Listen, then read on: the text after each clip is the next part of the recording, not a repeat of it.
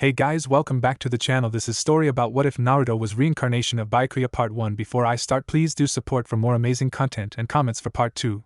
Do consider to subscribe my channel and share my video to your friends and check out the description as well. Let's start the video. On the border of Fire Country on October 10th, two Anbu guards were on their second day of their 2-week north side border patrol mission. They were both about 6 foot and had on the standard black long-sleeve armor-plated shirt along with matching pants, armor-plated black gloves, and black cloak with a monkey and snake porcelain mask to hide their identity. "Hey Saru," said the Umbu with the snake mask. "What is it now, Hibi?" Saru said with a sigh. "It's just that I'm so damn bored, and it's only 7 a.m. Saru," Hibi screamed, with anime-style tears pouring from his eyes, but you couldn't see them because of the snake mask. Saru just stood there with his eyebrow twitching madly and his forehead covered in anime-style tick marks. "Hibi, you do know you're standing a foot away from me, which means that you just screamed right into my ear."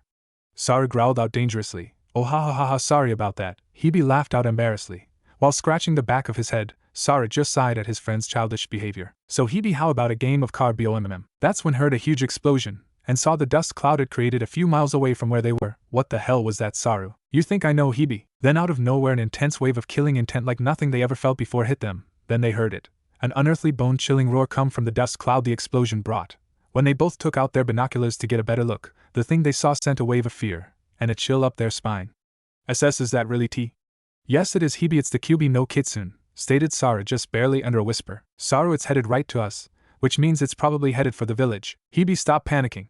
Just summon a messenger bird, and give a scroll stating the situation, since it can reach Konoha quicker than us." "Right, S," stuttered out Hibi fearfully. "Are you done yet, Hibi? Because that fox is only about 2 miles away from us, which means we got to go now," screamed out a slightly panicked Saru. "Just about finished," exclaimed Hibi, as he sent the bird with the scroll attached to its foot to the Yondaime Hokage. "Well then, let's get the hell out of here," Saru yelled, as they both disappeared into the dense woods of Fire Country. At Konoha Hospital 7 p.m. "This is all your fault, Minato," screamed a feisty redhead with green eyes again, for the 5th time, while she was laying in a hospital bed for the last 3 hours in labor. But this time the redhead decided to get physical, by sitting up and start strangling her husband like a rag doll while shouting "You just had to want a kid," over and over again. "Kushina-chan, I can't breathe, and wasn't it your idea to have a kid?" choked out the 4th Hokage, as he was turning blue from lack of oxygen, while being throttled by his pissed-off wife. "Don't change the subject," she yelled, while finally letting go of him by throwing him against a wall, to his left just a few inches from the door. "I'm finally free now, all I have to do is take deep breaths in and out," thought Minato. "How much better," the Hokage said, as he stood up. He was about 5 feet 11 inches with messy blonde hair and piercing blue eyes, wearing a standard jounin outfit which was a long-sleeved navy blue shirt, with matching pants, brown vest, Konoha headband on his forehead, and ninja-style sandals, along with his custom white trench coat with flames at bottom. "Oh Minato-kun," Kushina called out in a sing-song voice that made him start sweating. That's when 2 people came in, one with long white spiky hair and a ponytail, gray pants, gray kimono top, red vest, wooden sandals, red triangles going from the bottom of his eyes to a little past halfway down his cheek, and a headband on his forehead with the kanji for oil standing at 6 feet 1 inch or 6 feet 2 inches and around late 30s. The other one had gravity-defying spiky silver hair, with a navy blue mask, starting from the base of his neck to halfway past his nose, with a leaf headband covering his left eye, and was wearing the same jounin outfit as Minato, except no white trench coat with flames at the bottom. He was also about 5 feet 7 inches and 15 or 16 years old. He looks like I'm saved," thought Minato, as he looked at his sensei and student with an evil grin. When Kakashi, who was the younger and shorter one, and Jiraiya, taller and older one, seeing Minato grinning evilly at them, they started sweating and backing up, while getting ready to make a break for it, not wanting to know what kind of crazy and psychotic plans their Hokage has in store for them. But they were too slow and Minato caught both of them by their collars. "Ah, Jiraiya and Kakashi, just the 2 I wanted for this special mission." Jiraiya and Kakashi turned around after hearing that, while looking at Minato curiously. "So what's the mission, brat?" said the semi-deep voice of Jiraiya. "Yes, what is the mission, sensei?" called the bored voice of one Hatake Kakashi. "Well, you two both know that there have been both S-ranked, and even a handful of SS-ranked missions, correct?" said Minato, looking at his 2 friends seriously. They both just raised an eyebrow at him and nodded. "Well, I'm giving both of you the chance to make history, by assigning you both the first SSS-ranked mission ever in all of the great ninja villages." At this news both Jiraiya and Kakashi's eyes were wide as saucers as they thought, "I'll go down in history," thought Kakashi. "I'll become even more famous, and beautiful women love famous guys," thought Jiraiya while blushing and giggling perversely. "So what's the mission?" both asked excitedly. "You both understand that this mission is harder than anything you've ever done before." When they both nodded, Minato thought one thing while laughing manically inside high head suckers. "The mission is to stay with Kushina until I get back, to stay with Kushina until I get back, said Minato, in a rushed voice as he rushed out of the room using Hiraishin no Jutsu. A few seconds after Minato left, they finally figured out what Minato said, and at the same time both shouted, "Damn you, Minato!" "Oh boys," Kushina said, in that eerily sweet voice that made Kakashi and Jiraiya sweep profusely. "Yeah, is I," Kakashi stuttered out. "Oh nothing, just could you two come over here for a sec?" asked Kushina while smiling. When they were standing where she said, she grabbed both of them by their neck, and started chalking them while swinging them around and shouting, "Where is Minato?" They both yelled simultaneously, "We don't know!" over and over again. "Ah, safe at last," sighed Minato. What's this?" He thought as a messenger bird landed on his shoulder. He then took the message and began reading. "Hokage-sama, this is from Hibi and Saru, North Side Border Patrol Team. You must prepare the village for battle because the Kyuubi is coming, and will be there by midnight." Oh no, Minato thought, as his eyes were wide open with fear etched all over his face. "I must hurry, it's already 8 o'clock, which gives me, and the village only 4 hours to prepare, and I already know what I must do, and I'm sorry my son, but this creature cannot be defeated, only sealed," thought Minato sadly. But then his resolve was hardened as he thought, "I'm the Hokage first and a father second, and so to protect this village I will have to seal the fox spirit inside you. And seal away your bloodline trait from your mother's side, because with that power you could become a threat to the village since you are the first 7th generation member of the Kichiki clan, which means you have powers far beyond the normal person, and so if the fox corrupts you the village won't stand a chance against you, so I have no choice but to seal your powers away," thought the Yondaime Hokage with steely resolve. "I know what a bastard." 12 p.m. outside Konoha's walls. "The Kyuubi breaking through our defenses, we need the 4th Hokage now. ARGGHH. Screamed some random Chunin, right before he was hit with a blast of Kyuubi's pure chakra with another 2 Chunin and 1 Jounin which vaporized them instantly. Hospital 12:10 p.m. "No Minato, I won't let you do this to our son!" shouted out a hysterical Kushina, as Minato was trying to take his son Naruto away to prepare for the sealing. When Minato finally took Naruto away from Kushina, while Jiraiya held her down, she yelled out, "I hope you burn in the Shinigami's stomach for all eternity, Minato Namikaze, you traitor." That was the last thing the Yondaime Hokage heard his wife say to him, and it brought him to tears knowing his wife resented him so much right now. "I'm sorry Kushina and Naruto," he said looking down at his son. "Are you sure this is the only way, Minato?" said an elderly man with black battle-ready pants and long-sleeved shirt, with metal guards on his forearm and a helmet with the Konoha symbol on it. "Yes, it is, Sandaime-sama," answered the fourth. The third sighed and said, "Very well then, let's get started." "Hi," replied the Yondaime. Kushina was crying while she was lying in her bed too exhausted to move, but she knew why. She knew she was exhausted because she was dying from the complications caused during childbirth. "Minato, you fool, I don't despise you right now because you're going to seal the fox spirit into our son, but because you're taking away his birthright, his bloodline ability, and since he is the last of my clan, if you seal it away the clan will be lost, the most powerful clan will truly be lost forever. Wait. The Kyuubi can help me. The Kuchiki are direct descendants of the fox spirit. So if I concentrate I should be able to establish a mental link with him. Since he is close I got it." Outside Konoha's walls 12:40 p.m. The Yondaime arrived at the battlefield standing on top of the boss Toad Gamabunta's head. "Foolish human, what can you do against me, Kyuubi no Kitsune, king of all demons?" "Ha ha ha ha ha, I can do this Shirkai Fuin no Jutsu," the Yondaime yelled, as he summoned the Shinigami and began sealing the fox spirit into the crying blue-eyed, blonde-haired, and now whiskered-cheeked baby boy. "Damn you Yondaime Hokage!" shouted out the Kyuubi as the last of its soul was sealed away into Naruto. After the sealing, Gamabunta puffed away in a cloud of smoke, and the 4th Hokage landed on the ground with Naruto tightly in his grasp. That's when all the ninja left on the battlefield, including the 3rd Hokage, and Jiraiya came to see if the 4th Hokage was alright. But when they got there everyone heard him say one thing as he handed the baby to Sarutobi, the 3rd Hokage. "Treat Naruto Uzumaki as a hero because he is the reason you are still alive today," the Yondaime Hokage said before he fell to the ground motionless. That's when all the ninja rushed to their fallen hero's side, to see what was the matter, except for Sarutobi and Jiraiya, because they already knew the price of the jutsu that he used, and just stood there looking between Naruto and their fallen hero with a sad expression on their face. Naruto's Mindscape. Kushina awoke in a sewer with dim lights on the ceiling. "Where am I?" Kushina thought as she got up and rubbed her head. "This must be where Kyuubi-sama was sealed, but I wonder where he is. Who is there?" Kushina heard a thunderous roar, and along with the question coming from the hallway to her left, and like any person followed the path she heard the roar came from until she came to a cage with the giant red fox with 9 tails thrashing around a giant cage with a kanji for seal on the middle of the cage. "Kyuubi-sama, I request your help," Kushina shouted, trying to get the fox's attention. "A human like you asks me for a favor, ha ha ha ha ha ha. Why should I help you?"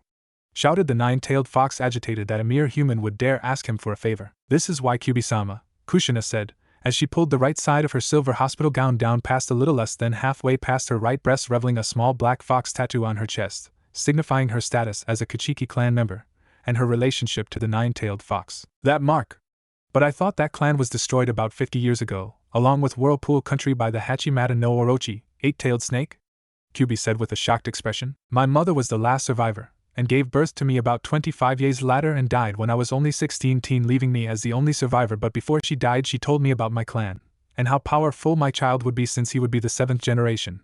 But I died during childbirth, and used what little chakra I had left to create an anchoring point in my son's body, so my soul wouldn't move on. Wait a minute, then that means we are in your son's body, which means I'm sealed in one of my own descendants, Kyubi said in a calm voice, now that he was settled down, and with a huge foxy grin only he could pull of as he realized what he could do being sealed inside of his own descendant's body, being sealed inside his own flesh and blood. He is also the first 7th generation Kuchiki to be born, and as you know, Kyubi-sama, the 7th generation is said to hold the purest form of the clan's bloodline as well as the purest form of your blood, Kushina said, pointing to Kyubi at the end. Then that means he has my blood, pure fox demand blood flowing through his veins. If I activate that dormant blood, he will turn into a fox demon with the potential to take my place as the next 9-tailed fox demon, since I'm sealed away if he is properly trained, Kyubi said, in an excited and shocked voice at this child's potential. Correct, Kyubi-sama. Now we have 5 years and 364 days before the suppression seal on Naruto becomes permanent, and his powers are locked away forever. So shall we get started on figuring out how to break it, Kyubi-sama?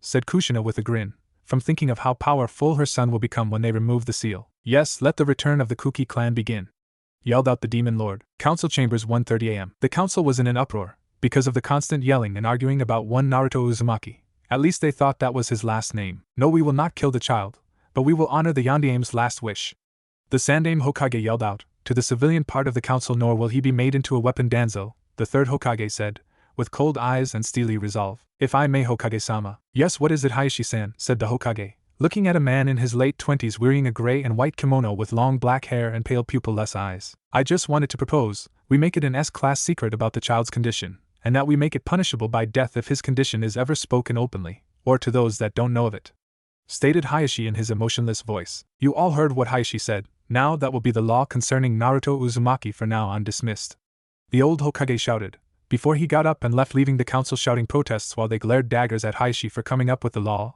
All Hayashi did was smirk and say, did I do something wrong, as he looked at the council before he got up and left. It was October 10th, the 5-year anniversary of the death of the Kyubi no Kitsune by the Leaf Village's hero, the Yandame Hokage, as well as little Naruto Uzumaki's 5th birthday today. But fortunately for Naruto, he doesn't have to worry about anything more than the usual ice-cold glares or whispers directed at him, because on his 1st birthday a Chunin attempted to finish what the Yandame started and the Hokage made an example out of him. Flashback. It's time to finish what the Yandame started, demon, said the crazed Chunin, as he obviously gone mad from the crazy look in his as he eyed the child. Right when he was about to finish the 1-year-old Naruto off, the 3rd Hokage came rushing in because of the strange chakra signature coming from Naruto's room in the Hokage's building. The next day, in the middle of the village, a beaten and obviously tortured Chunin sat with the Hokage standing over him.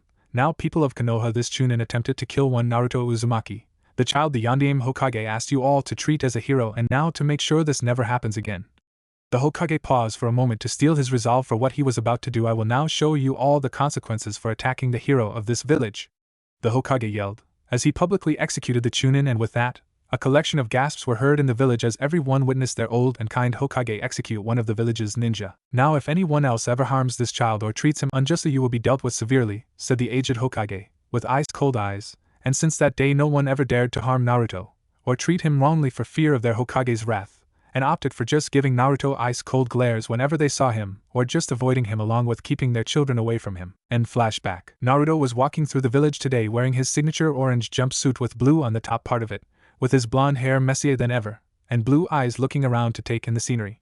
He was headed to see the Hokage because he asked Naruto a day ago to come see him for a birthday present. Excuse me, Kai-chan, but could I go and see the Hokage? Naruto asked the secretary, who was a teenage girl about 18 or 19 with a nice figure, light blue long hair, green eyes, about 5 feet 7 inches, and had at least small C-cup breasts. Kaya just smiled at Naruto from across her desk and said, "Of course, can Naruto-kun." Naruto just smiled a big foxy grin at her while saying, "Thanks, Kaya-chan.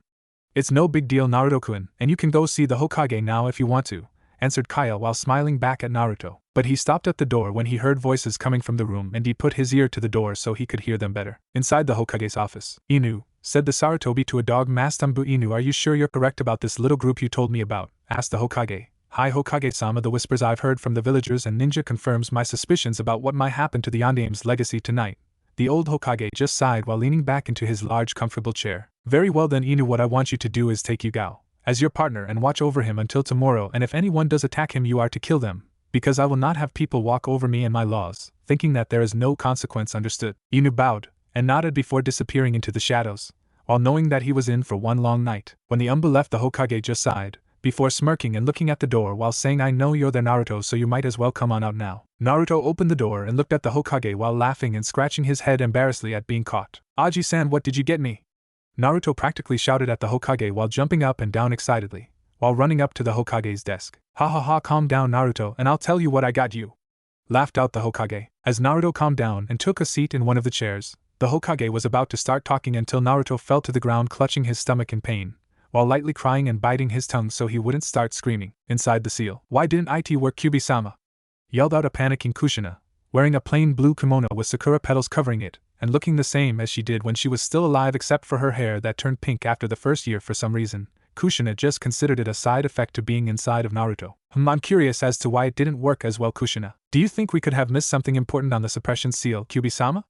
Asked an irked Kushina. No, we did everything right unless, Kyubi said, as he went back to examine the seal again. Just as I thought, you just had to make it difficult, Yandim GGGGRRRRRR, thought the Kyubi, with a sigh then a light growl at the end. Kushina noticed the fox's frustrated expression and asked, Is there something wrong, Kyubi-sama? It would seem that I have figured out the problem. Oh, and what is it? It would seem that for us to be able to break the seal it will have to be weakened, and for that to happen Naruto must subconsciously call on his bloodline during a situation where he thinks his life is in danger, answered Kyubi. Kushina just raised an eyebrow at that while asking, And how are we supposed to do that, Kyubi-sama? Don't tell me you forgot what the child heard the Hokage and the Umbu member talking about, Kyubi answered, with a sly grin to his friend. As realization of what Kyubi was saying hit Kushina, a sly smile of her own came onto her face as she said, So all we have to do is to get Naruto to run into the mob that's after him, and then we just sit back and wait for his basic survival instincts to kick in and let it try to awaken Naruto's bloodline, and while the seal is being weakened because of that we can add the extra push, and finally break the seal. Precisely, Kushina, but until that time comes we will just sit back and wait patiently. Kushina nodded, and walked off into Naruto's mindscape looking for something to occupy herself with, until Kyubi and her were ready to break the seal. Back with Naruto and the Hokage. Naruto, are you okay? The third Hokage shouted, with a worried expression, as he rushed to the small child's side, but his expression quickly changed to one of horror and confusion as he seen the seal on Naruto's stomach turning red and pulsing from a small area of where Naruto's shirt lifted up, from when he fell off the chair. When the seal stated to go back to normal, Naruto started to feel better and got up while asking the third Hokage, What happened to me just now, Aji-san? The Hokage just frowned while thinking, I'm wondering the same thing, Naruto. I don't know, Naruto, but whatever it was it seems to have passed now. How about we get back to what I got you for your birthday? Said Sarutobi, with a smile at the end. Naruto couldn't help but smile at that, as well as start jumping up and down while yelling excitedly, What did you get me? The Hokage just chuckled while saying, Settle down, Naruto, and as Naruto settled down, the Hokage continued, So Naruto, first off I enrolled you into the Ninja Academy, got you your own apartment, and this, said the Hokage, handing Naruto a check to make this easy I'm going to use you.s money, $1,000. Now Naruto, for now on I will be putting a weekly allowance of $600 into your savings account that I created for you, at the National Ninja Bank as well as pay the monthly bill for the apartment, so you won't have to worry about doing that, said the Hokage while lighting his pipe. Naruto's eyes lit up at the idea of finally getting out of the orphanage. Even though the matrons weren't exactly mean to him, they weren't nice either, just opting to ignore him most of the time and sometimes blamed him for things other children did, and wouldn't give him dinner as a punishment, and he could never understand why them and other people would treat him differently from other children, along with the ice-cold stares here and there. Then Naruto's face took on a look of curiosity as he looked at the Hokage, and thought, Why did Aji-san give me $1,000? When he said I would get an allowance of $600. I see you're wondering why I gave you $1,000, instead of the $600 like I said earlier, correct? The aged Hokage asked with a grin, while Naruto could only nod while wondering how he knew. Well Naruto, I gave you the extra money as part of your birthday present for you to be able to buy whatever you want, but remember you still need to buy food and other essentials now, so don't waste the money, okay? Answered the Hokage while Naruto just nodded for an answer while smiling a big foxy grin. Naruto's mindscape. Kyubi-sama, what kind of an idiot gives a 5-year-old boy an apartment then tells him to live on his own? Kushina asked Kyubi with her eye twitching furiously. Kyubi just sweat dropped at such a blunt question while saying, I have no idea, Kushina. Back with Naruto. Oh, I almost forgot, here's where the apartment is located, Naruto, and also a letter for you that I received in the mail stating it was to be given to you and because of the blood seal on it only you can open it.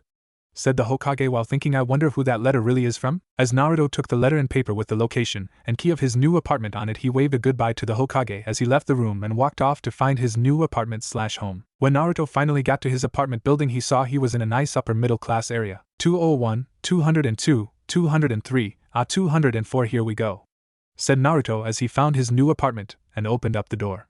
When he got in and turned the lights on, he saw it was a nice-sized one-bedroom apartment with a kitchen and a table in the middle, living room with a couch and 40 inches flat-screen TV courtesy of the Hokage with a coffee table in front of the couch, a nice-sized bathroom, and a large bedroom with a dresser and a 32 inches TV on a stand on the wall in front of the bed. Wow, this is a really nice place, and it's all min yaya, Naruto shouted in excitement at the end. So I should probably look at that letter now, mumbled Naruto as he took a seat on the couch and opened the letter. Hello Naruto. I would like to meet you today at 5:30 over by Training Ground 7 to give you your birthday present as well as tell you something that you should find very interesting. I wonder who it's from and if I should go, thought Naruto out loud. Well, it's already 5, so I guess I might as well get going so I can meet this guy, said Naruto as he left his apartment.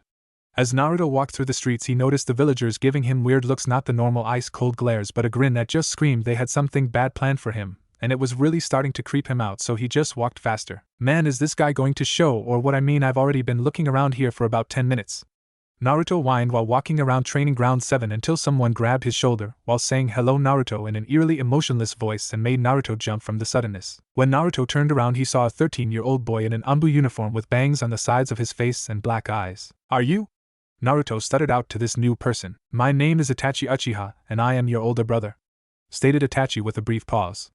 Naruto was so shocked after hearing this he just stood there gaping at his supposed older brother, and after getting over the shock some he was able to stutter out how. Let me explain. 2 weeks ago I saw you and for some reason my gut said we were related, so I snuck up behind you and knocked you out with this and took a blood sample, Itachi said while holding up a large stick while Naruto's sweat dropped and thought, so that's why I woke up in the forest that night 2 weeks ago, and where the hell did he get that stick from? Was it really necessary to knock me out when you could have just asked for a blood sample?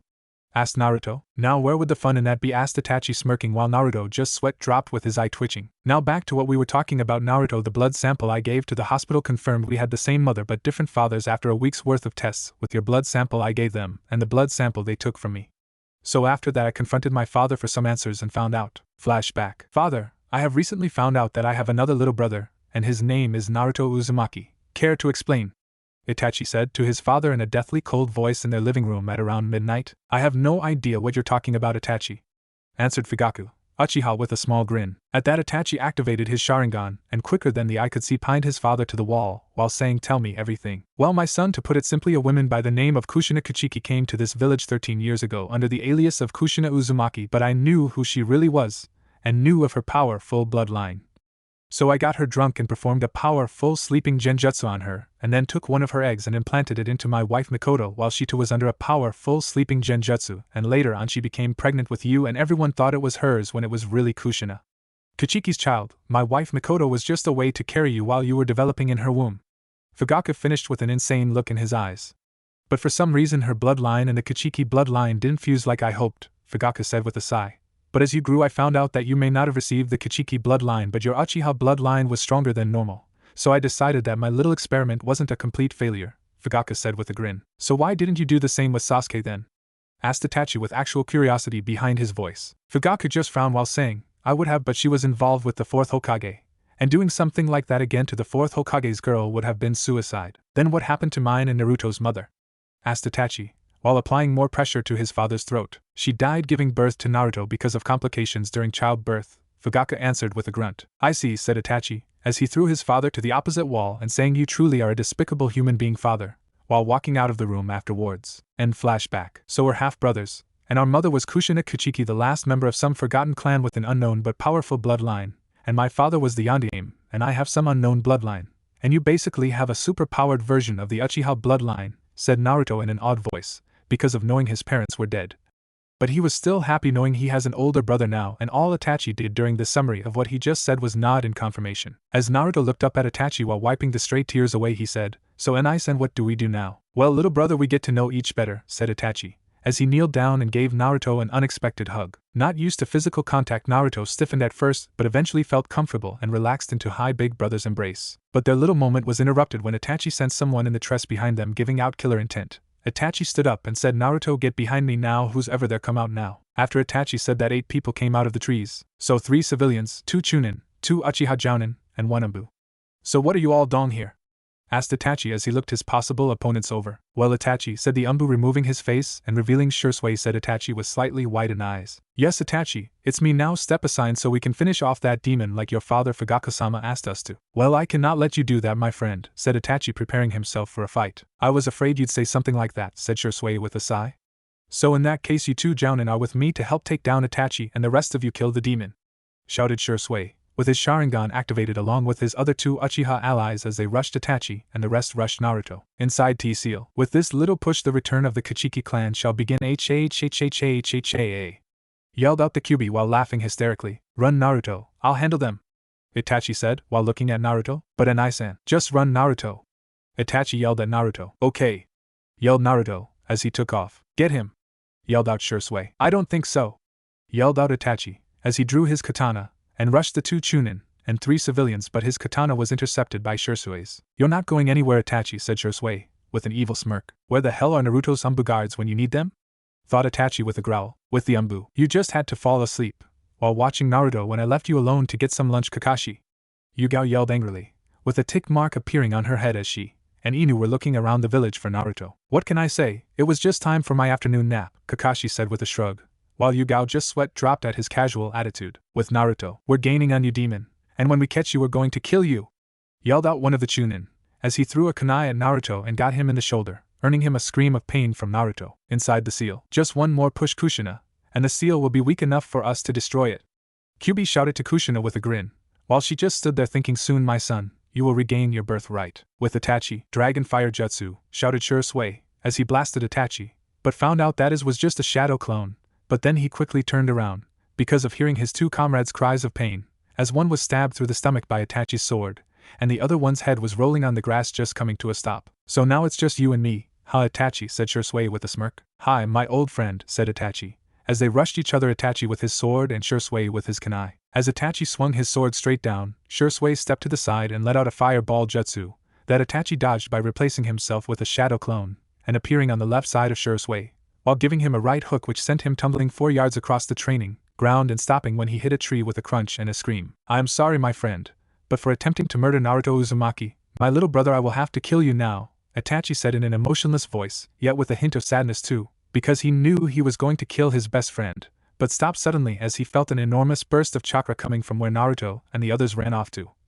And when Itachi and Shursui turned around, they saw a pillar of swirling unnatural red chakra filled with malice and bloodlust, but it was being countered by a calm and powerful yet also unnatural ghostly white chakra. With the Anbu, well, it looks like we found Naruto, stated Kakashi with a nice smile, but you couldn't see it because of his Anbu mask. No shit, smartass, I bet us and the rest of the elemental countries just found Naruto, replied Hyuga, with an annoyed expression and a tick mark on her forehead but couldn't be seen because of her Anbu cat mask. With Naruto, I got you now, fox, yelled out a chunin, as he tackled Naruto to the ground. Let me go, yelled out Naruto, as he thrashed around wildly, while the chunin lifted him up by the collar, while the other chunin and 3 civilians crowded around him to watch the chunin finish off Naruto. Well, fox, it looks like this is the end for you, so tell the devil hello for me when you meet him, yelled out the chunin, as he started to thrust a kunai into Naruto's heart, while all Naruto was thinking was, I don't want to die. Inside the seal. Now Kushina, while his will to live is the strongest, the seal is at its weakest, so we must flood the seal with our chakra now,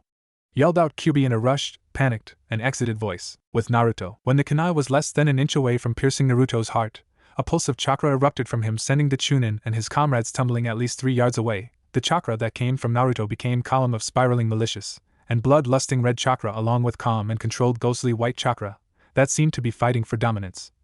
And the only thing the people that just tried to murder Naruto could do was sit back and watch this incredible phenomenon. Inside the seal. Where am I? Naruto said groggily, as he woke up in a grassy field, filled with cherry trees and the sun shining brightly in a cloudless sky. You're in your Mindscape, Naruto, said a young woman with green eyes, pink hair, wearing a blue kimono with cherry blossoms covering it, C-cup breasts, and standing about 5 feet 10 inches. Who are you, and what do you mean we're in my Mindscape? Asked Naruto with a confused expression. What she means, Naruto, is that we are inside of your mind, and in your mind time stops in the outside world, but we do have limited time here, so let's hurry, shall we? Stated a horse-sized 9-tailed fox that just appeared out of nowhere behind Naruto, making him jump and then fall flat on his butt from the shock. So we were right, Kyuubi-sama. When we thought that we would probably become Zanbakuto spirits for Naruto, which would mean you're free from the seal, stated Kushina with her arms crossed, eyes closed, and nodding sagely. Well, more or less, considering I may be free of the seal, and have more space and better scenery.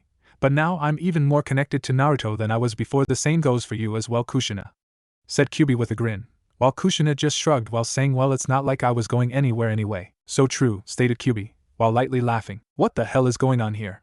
Shouted Naruto, getting annoyed at obviously being left out of the loop. Oh sorry, I forgot you were there for a second, brat, responded Kyubi, while laughing nervously, which only made Naruto's sweat drop, while Kushina screamed out, watch your language, young man, making Naruto and Kyubi wince at the volume. Now brat, listen carefully because I'm going to explain everything to you once, and I don't like repeating myself, nor do I like being interrupted, so if you interrupt me or ask me to repeat myself I will start gnawing on your leg with these extremely large and sharp teeth of mine, understand? Whatever you say, crazy mutated bunny, Naruto said, with a salute, and after he said that a brief pause started in between the three, until Kushina broke out laughing and rolling around the grass while screaming, forgive me Kyubi-sama, but t's just too funny.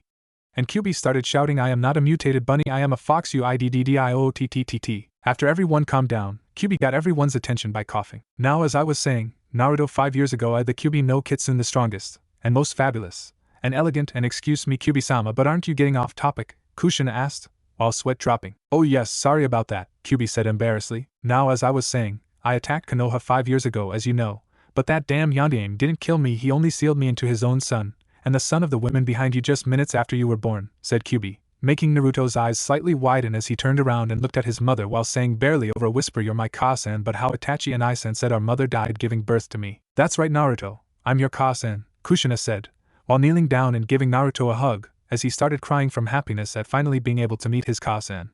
After a few seconds though, Kushina pulled Naruto away a little, while saying with an eyebrow raised and a curious look, what do you mean your brother told you that your mother was dead, since I only had you, Naruto? That's when Naruto told her what Itachi told him, and when he was done Kushina was thinking, must kill Fugaku Uchiha. But then she smirked while saying to Naruto, the reason your brother Itachi doesn't have your bloodline is because the Kuchiki bloodline can't mix with another bloodline, so when a Kuchiki has a child with someone that has a bloodline, the child will not get the Kuchiki bloodline, but the bloodline ability the child receives from his non-Kuchiki parent will be significantly increased in power. But don't ask me why, Naruto, that's just how our bloodline works, said Kushina, while Naruto just stood there and listened before saying, Ka-san, how did you get inside of me?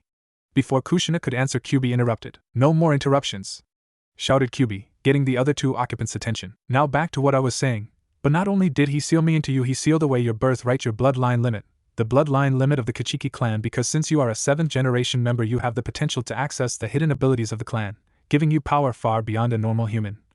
And since the Yondaime feared that you would possibly be corrupted by me, he sealed those powers in order to protect the village he loved more than his wife and newborn son. Away, said Kyubi. So I have a bloodline, but my Two-san sealed it away because he cared about the village more than me, and sealed the Kyubi into me, and village hates for holding it, growled out Naruto. That's right Naruto, your father betrayed both of us the moment he took you from me and sealed your powers away, and I hate him for doing it, said Kushina. Okay people, our time is growing short, so let's wrap this up. So Naruto, I and your mother have been trying to break the seal on you for the last 5 years, because within 6 years the seal would have become permanent, and today we succeeded, said Kyubi, with a grin only he could pull off. But not only did we break the seal, but since you are a direct descendant of me, I was able to activate the dormant fox demon blood inside of you, making you a fox demon. But not just any fox demon, since you are related to me you will take my place as leader of the Fox clan, Prince of Demons, and when you get all 9 tails of power you will be the king of all demons, but until that time you are going to be training. Because you're not going to be all-powerful just like that, understood, said Kyubi, with a stern expression. But if I become a demon won't that make me evil and prove the villagers were right about me all this time? Asked Naruto, in a sad voice with his head down, and his bangs covering his eyes. Fuck the villagers, Naruto, screamed Kushina. Just because you're going to become a demon doesn't mean you're going to be evil, it's all your decision, and whatever you decide to be or do I and Kyubi will be behind you 100%, said Kushina, with a smile at the end. Naruto nodded to his mother thankfully, while turning back to Kyubi and asking, so what's next? Well, we see which one of our names you can hear, and before you ask, Kyubi is only my title, not my name, and Kushina is your Ka-san's middle name because for some reason she liked using it more than her first name. So don't ask why because I don't know, said Kyubi, with a shrug. Why do I need to know your names? Asked Naruto curiously. Brat, we only got about 5 minutes left, so let me make this quick, Kyubi said with a sigh. Your bloodline has many abilities, and not just one, but I'm only explaining 2 of them right now, and only the parts that you need to know, So the reason you need to know our names is to be able to call upon the true power of the swords that represent your soul," said Kyubi, after a slight pause. "Damn it, we're almost out of time, so just tell us whose name you can hear, brat," Kyubi said, with a growl while Naruto just nodded. "Okay, listen carefully, my name is," said Kyubi. "What was that? I couldn't hear it," said Naruto. "It seems you aren't ready to hear my name, so I guess you're up, Kushina," said Kyubi. "Well, maybe you can hear mine, son," said Kushina as she bent down and whispered into his ear. "So could you hear it?" asked Kushina, while smiling. "Hi, Ka-san, I could hear it," stated Naruto excitedly. "Figures he could hear her name," said Kyubi, while rolling his eyes. "So, for now you will only have the sword that represents your mother, until you can hear my name, kid. Oh, and before I forget, with the seal broken, and your transformation into a demon, you are going to look different, and have a different personality along with not being as stupid. Oh, one more thing about the other ability that you have.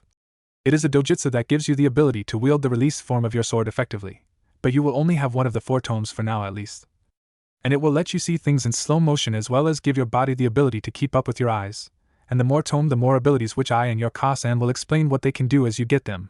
Now this is where we depart," said Kyubi, while shooing Naruto away with his paw as he and Kushina began to disappear. "Remember, Naruto, call out my name to use my power," said Kushina, before she disappeared completely. "I will, mother, and I will restore our clan to its former greatness. And that's a promise, believe it," whispered Naruto as he too began to fade from his mindscape. "With the Hokage, nothing is ever allowed to be simple, huh, Tenzo?" asked the Hokage, while he removed his pipe from his mouth with a sigh, to the Umbu standing beside him as they both witnessed along with the rest of the village the large spiraling pillar of malicious red chakra and calm ghostly white chakra from the window. "If everything was easy, sir, the world would just stand still because nothing interesting would ever happen," answered Tenzo in a calm and subdued voice. "I suppose you're right, so we might as well get going now," said Sarutobi. "Hi," responded Tenzo, as they both disappeared in a swirl of leaves, with their destination being the column of spiraling red and ghostly blue chakra. Unknown location. A girl looking to be around 17 or 18 with green eyes, long silky pink hair that stopped a little before her nicely shaped but small C-cup breasts, cute young face, with a belt-type choker around her neck with a cross-shaped rosario that has a crimson circular stone in the middle with a black slit-like pupil in it, was attached to the choker by a short chain in the middle, and wearing a short light brown mini-skirt.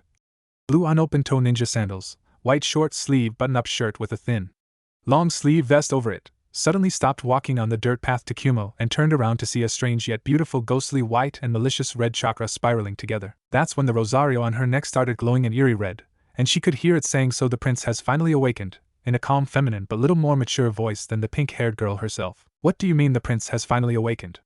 asked the pink-haired girl. "I mean that the one destined to take Kyubi-sama's place as the next nine-tailed fox and Demon King has finally awoken, and I have a strange feeling that he might be our destined mate, but we will have to check my assumption later on when he gets older, but until then let's continue what we were doing," said the voice. "I wonder what he's like and if he'll finally be the one who isn't afraid of me for what I am, because I don't want to be alone anymore," whispered the pink-haired girl with a slight pause at the end. "We will just have to wait and see," said the voice, before the glow around the rosario dissipated, and the voice stopped completely and the pink-haired girl continued her trek to Kumo, on the dirt road while thinking, "I can't wait to meet you." And just before she left she noticed the two chakras merging together, creating an even more spectacular sight as it became a pillar of pure pink chakra reminding her of her hair. With Itachi, "It would seem that my little brother needs me right now, so I will have to wrap this up, sure sway," stated Itachi in his eerily calm voice as he raised his katana. "You don't have it in yo," stated sure sway, but he didn't get to finish because of Itachi decapitating him, and burned his body with a fireball jutsu so no one would know what transpired there. "So it seems that I have finally gained the Mangekyo Sharingan through killing my best friend, how interesting,"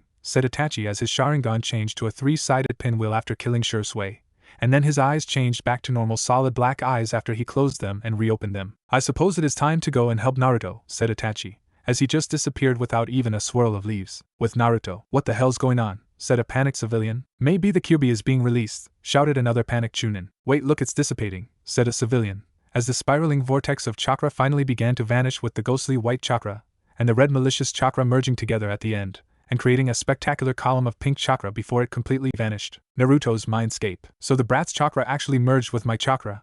Well, he definitely will be a powerful squirt when he gets older after pulling of a feat like that. What would have happened if the chakras didn't merge, and your chakra took over Naruto instead, Kyubi-sama?" asked Kushina, with a raised eyebrow. "He would have been the craziest, most psychotic, and homicidal little motherfucker you would ever meet, a chip off the old block if I do say so myself," Kyubi said, with a big foxy grin. "But since his will was too strong to be taken over, he will be even stronger than he could have been if my chakra won. Since both chakras merged together, his chakra, which was the ghostly white, made my chakra more controlled and calm, which made it even more powerful, as well as make an interesting and beautiful pink chakra color that even I have never seen before," Kyubi said, with a sly and somewhat evil smile. With Naruto, as the chakra finally vanished, After about 30 seconds, the 3 civilians and 2 Chunin saw a white glow around what looked to be a small child, and as that dissipated, they could see Naruto. And what they saw made them gasp. Naruto was about 2 inches taller, but he is still small since he's only 5, with a little more muscle and more of an athletic build, the same wild spiky hair except it was black with blonde tips, and he had bangs just like Itachi. His whisker marks were more defined, 2 thin blue triangular markings going diagonally across his cheeks, starting at the back of his jawline to a little more than halfway past his whisker marks, where they started to thin out into a point resembling a thin triangle.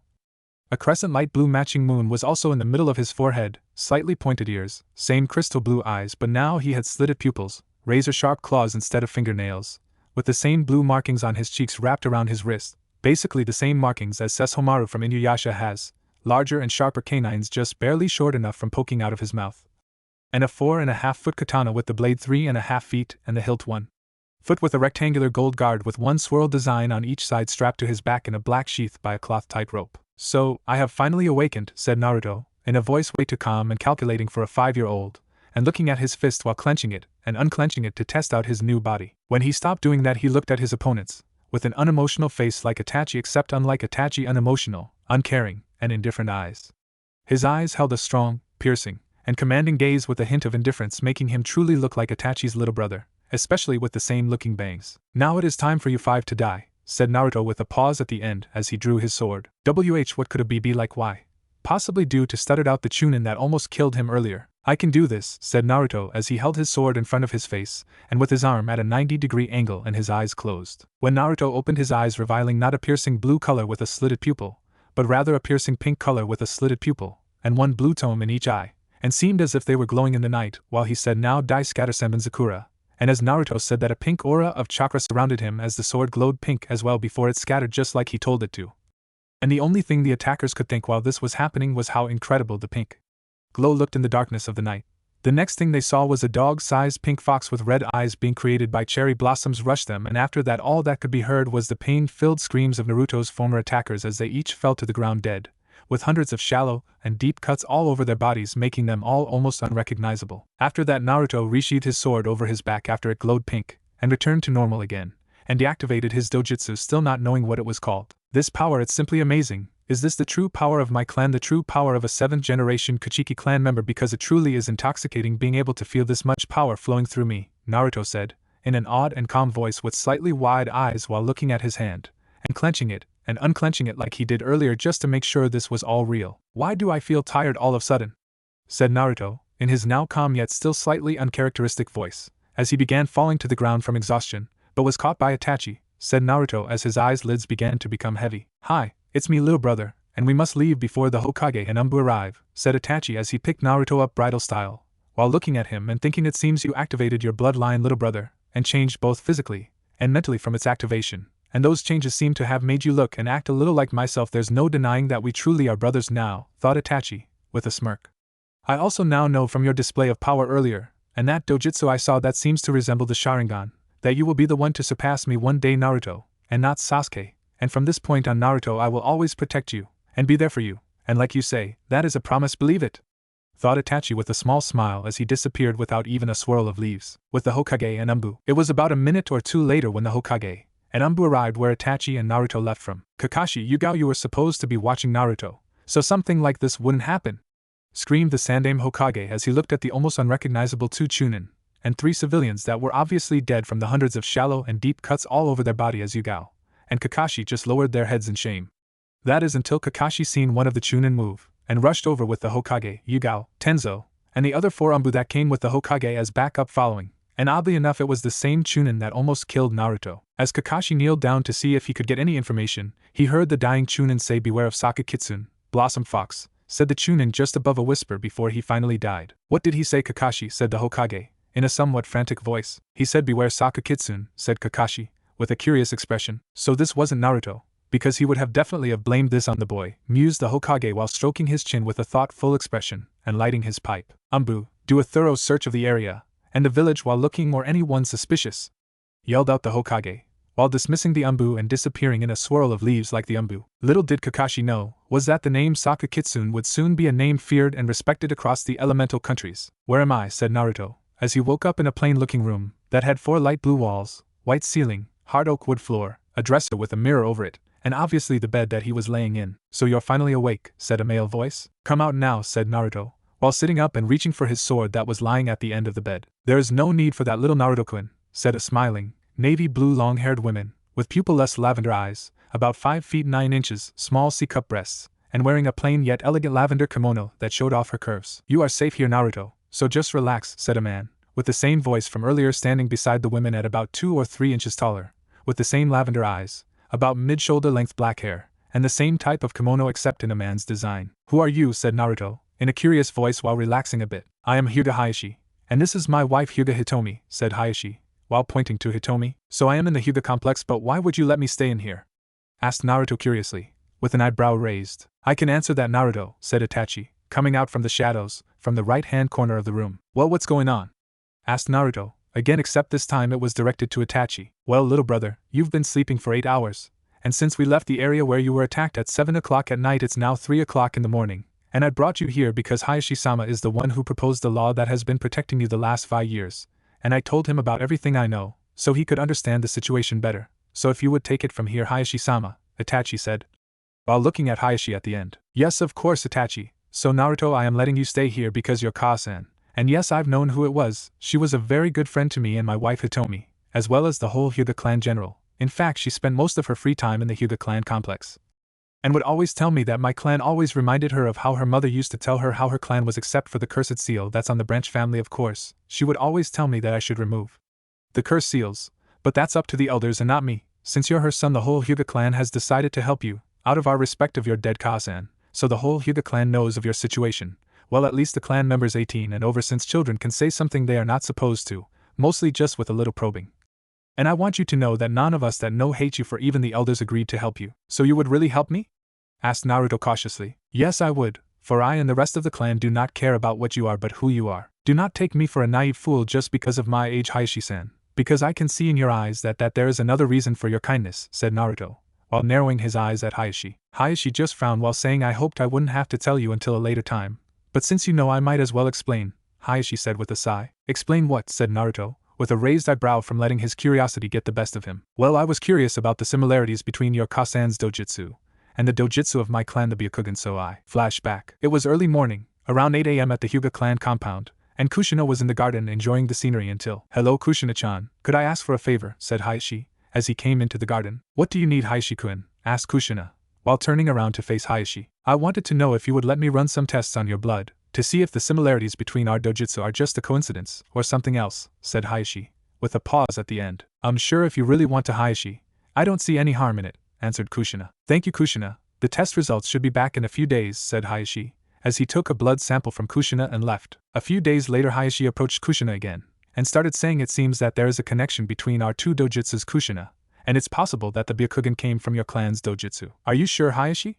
asked Kushina, with widened eyes. "I am not positive, Kushina, but there was some kind of tie between your dojutsu and the Hyuga dojutsu," stated Hayashi calmly. End flashback. "And well, that's everything, Naruto," said Hayashi, with a sigh. "So you wish to possibly find out more about my dojutsu through me, and try to find out any more similarities," said Naruto, while nodding to himself. "Anyway, we must get back to more important matters," said Itachi, which got him the attention he desired. "So, in 1 week's time the Ninja Academy will start, and the Hokage will be there to give his speech to the starting students, and he will expect to see Naruto there.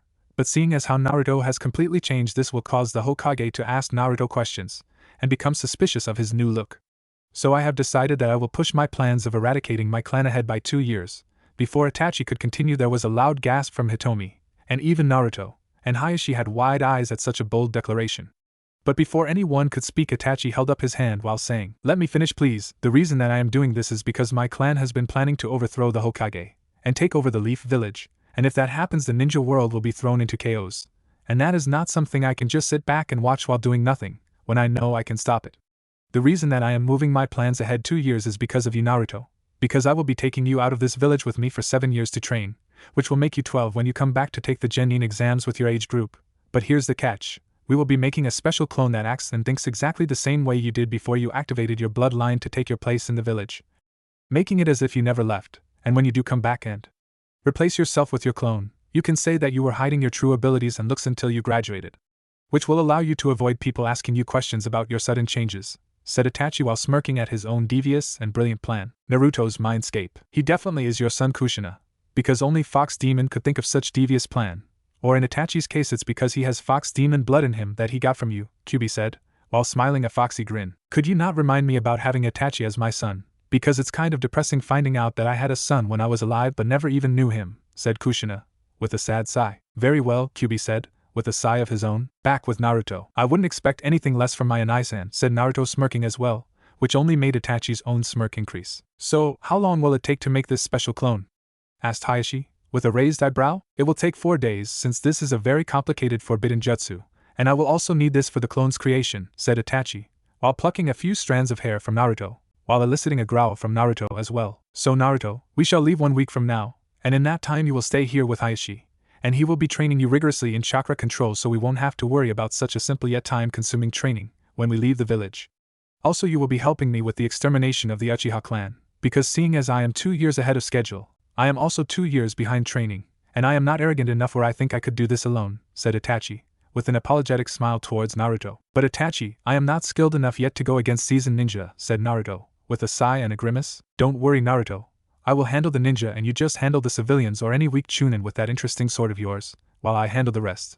And the reason I need you to do this Naruto, is so I do not become overwhelmed by sheer numbers, said Itachi with a sigh. So, can I count on your help little brother, said Itachi, I again while looking Naruto in the eyes. With a sigh Naruto said of course you can Anai-san. Thank you little brother, but it seems that I should be going before people get suspicious about my whereabouts so, I will be back for you in 1 week Naruto.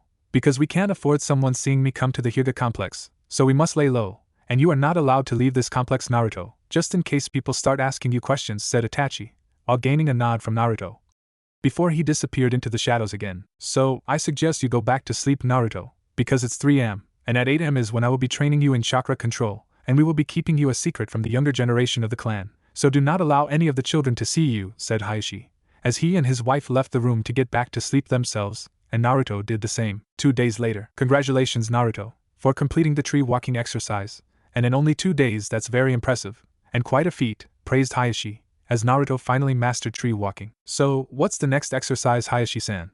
Asked Naruto. Water walking, replied Hiashi. Then let's get started, answered Naruto, and that's how the next 5 days went, with Hiashi teaching Naruto advanced chakra control in secret, and on the 5th day he mastered tree climbing, water walking, and kunai balancing, while leaving Hiashi to think this kid really is a prodigy among prodigies. To be able to learn so quickly truly is amazing. Day 6. Since I was only instructed to teach you chakra control, there is nothing else I can teach you, since you basically mastered all the chakra exercises I showed you, so I would suggest you use today and tomorrow morning to sharpen whatever skills you possess, because tomorrow night is when you leave and help Itachi with eradicating his clan, said Hiashi, with a pause as he left Naruto alone in his private training ground, where he wouldn't have to worry about anyone finding him. I guess it would be wise to train with you Senbonzakura, 1000 cherry blossoms, said Naruto, as he held Senbonzakura in front of his face while preparing to activate its power. Remember Naruto to activate your dojutsu. Oh, and by the way it's called the Sakugan, Blossom Eye, said Kushina, in Naruto's head. Since when could you talk to me through telepathy Kaa-san?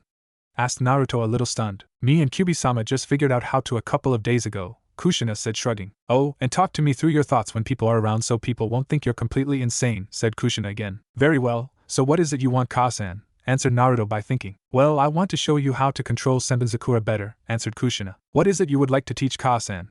Asked Naruto, while closing his eyes and reopening them to reveal incredible pink-colored eyes with one sky-blue tome in each. Now activate Senbonzakura Naruto, stated Kushina. Naruto took a calming breath before saying scatter Senbonzakura, and as he said that his sword glowed a light pink, and then scattered, but then he felt as if the gravity in the area double if not triple, which caused him to kneel down, and Senbonzakura to go back to normal as well as the gravity, letting Naruto stand up again with his sword still in his right hand while panting heavily. What the hell was that? Stated Naruto, through deep breaths. That, my son, was spiritual pressure, or the Kuchiki clan's version of killer intent, and chakra that ninja use, but as you felt firsthand, spiritual pressure is much stronger and much more dangerous, because if the wielder of the spiritual pressure is not used to it, it will affect the wielder as much if not more so than the opponent, stated Kushina, with a serious voice. Is there any way I can stop it from activating, and why didn't it affect me the last time I used Senbonzakura? Asked Naruto. Well, last time you were just so caught up in the moment you didn't even notice. So before I tell you how to get used to your own spiritual pressure, I will have to explain it to you, because you will never be able to wield it properly if you don't understand it. So spiritual pressure will always be released when you either release your sword's true form or you release it yourself, and the stronger you become the more spiritual pressure you will be able to release. And spiritual pressure is just basically your own chakra but much denser and stronger than normal chakra, and the density of it is where you get the increased pressure from which lead to our clan calling our unique type of chakra spiritual pressure instead of calling it chakra, said Kushina, smiling at the end. So how do I learn to control it, Ka-san? Asked Naruto. Listen son, to master spiritual pressure takes months which at the quickest, and 1 to 3 years at the most. So to put it simply, there's no way in hell you can master it or even come close to mastering it from now till evening tomorrow, stated Kushina, bluntly while frowning. In that case I am curious at how long it took you to master your spiritual pressure, Ka-san? Asked Naruto, with a raised eyebrow. It only took your Ka-san 9 months, said Kushina, within a superior and confident voice. I see, so in that case I plan to master spiritual pressure in 6 months, said Naruto, with a confident smirk. We'll see, my son, we'll see. So anyway, since you will need your sword's release form, I will teach you how to use just the bare minimum spiritual pressure needed to activate Senbonzakura, where it won't severely hurt you like before but still be painful to use if you can't control it, stated Kushina sternly. So shall we get started, Ka-san? Asked Naruto. Hi, now remember, concentrate and release only a little bit of your spiritual pressure, stated Kushina, as Naruto put his sword in front of his face while concentrating on releasing just a little bit of his spiritual pressure. And when he thought he had enough, he activated his Sakugan and said scatter Senbonzakura, and to his relief the spiritual pressure he released was enough to make him feel uncomfortable, and made it slightly difficult for him to move, but it was nowhere near as bad as before. So as Senbonzakura was released, he could see the cherry blossoms surrounding him, and blowing in the wind around him, just waiting for him to command them through his thoughts. Then he called Senbonzakura back to its normal form as a sword and resheathed it. Very good, Naruto. Now we will be practicing like this until sundown, which will be when you go to sleep, and then you will wake up at sunrise, and practice more in doing what we are doing now, until you can withstand the little bit of spiritual pressure you are releasing now. So you better train hard because we stop training tomorrow evening. And when you're done helping Itachi destroy the Uchiha clan, you are not allowed to use Senbonzakura until further notice, said Kushina. What, but why not, Ka-san? Asked Naruto with wide eyes. Because Naruto, your body is too young and underdeveloped to use your spiritual pressure excessively, because you can seriously harm yourself permanently if you do use it. That is why I and Kyubi-sama will be training you in a strict physical training program, as well as Itachi probably will, and when you're at an adequate physical level and your body has developed to an also adequate degree, I will start your training in your spiritual pressure, and also increase your knowledge of Senbonzakura's powers. But from now till you leave this village will be the last times you can use Senbonzakura's true form, said Kushina, in a serious voice again. Very well, Ka-san, said Naruto, with a sigh. Good, then let's get started again, stated Kushina again. Day 7, 7:30 p.m. Are you ready to go, little brother? Asked Itachi to Naruto. Hi, Anai-san, and I would like to thank you, Hiashi-san, for all your help and teachings over the past week, said Naruto, after turning around to face Hiashi. Think nothing of it, just come and visit when you get back, said Hiashi, with a small smile. Of course, said Naruto, as he nodded his head. If that is all, we will be going now, said Itachi, as he put his hand on Naruto's shoulder and disappeared. Your boy is going to become something great one day, Kushina, said Hiashi with a smirk. Uchiha District 820. I need to hurry, or Tusan and Ka-san will be angry that I'm late, said a young 5-year-old Sasuke Uchiha as he ran home from the park. So that's Sasuke, your other little brother, said a small figure, on the roof of a building with pink-colored eyes and one blue tone in each that just seemed to glow an eerie pink in the darkness off the night. Yes it is, said a larger figure, with red and 3 black tone in each eye that also seemed to glow an eerie red. Why is it so quiet? It's not time for everyone to be in bed yet, said Sasuke, as he slowed down his pace and to look around, and that's when he seen dead bodies of his fellow Uchiha littering the dirt road. Going on, said Sasuke, with a horrified expression, and tears forming at the sides of his eyes. No, what about Tusan and Ka-san? Said Sasuke, in a worried voice as he took off running for home. When he finally got home, he went inside and opened the door to his parents' room, and what he saw made him scream as loud as he could. His Ka-san and Tusan were on the floor seemingly dead. So little brother, you are finally here, said the eerily calm voice of Itachi. And I-san, who did this? Shouted Sasuke in a panicked voice, but he went silent as Itachi threw a shuriken at him faster than he could see, and it grazed his arm, making him wince and grab the area that was cut with his other arm. I did this, little brother, said Itachi, in his calm voice. But why did you kill Tsuyu-san, Ka-san, and the rest of the clan? Screamed Sasuke. Don't worry, Sasuke, Ka-san is only knocked unconscious. And as for the reason why I did it was simply to test my limits, and it seems I have done just that, stated Itachi as he activated Tsukuyami on Sasuke, making him witness the death of the clan firsthand for 72 hours straight, and when it was over Sasuke didn't even have the energy to scream. Now little brother, when you posses the same eyes as me, come after me so we can see who is truly stronger, because like me you posses the unique ability needed to activate the Mangekyo Sharingan. But know this, to obtain the same eyes as me you will have to kill your best, said Itachi, as he disappeared, making Sasuke's eyes widen. When Itachi disappeared, all Sasuke could do was crawl to his mother's side, finding comfort in knowing that his Ka-san was still alive before he blacked out. North Gates. Didn't you go a little overboard on Sasuke, Itachi and I-san? Asked Naruto, while frowning at his big brother's ruthlessness. It had to be convincing Naruto, said Itachi, in a calm and unemotional face, yet Naruto could see the few tears falling from Itachi's eyes showing that he was truly saddened by what he did, and that's where Naruto decided to drop the subject. Come here, Naruto, and get on my back because you will only slow me down, said Itachi, while kneeling down so Naruto could climb on. Very well, Itachi and Issei, said Naruto, as he climbed on his big brother's back. Are you ready, Naruto? Asked Itachi, and when he got a nod from Naruto, Itachi was about to take off but stopped when. You remember to put my clone in my apartment, right, and Issei?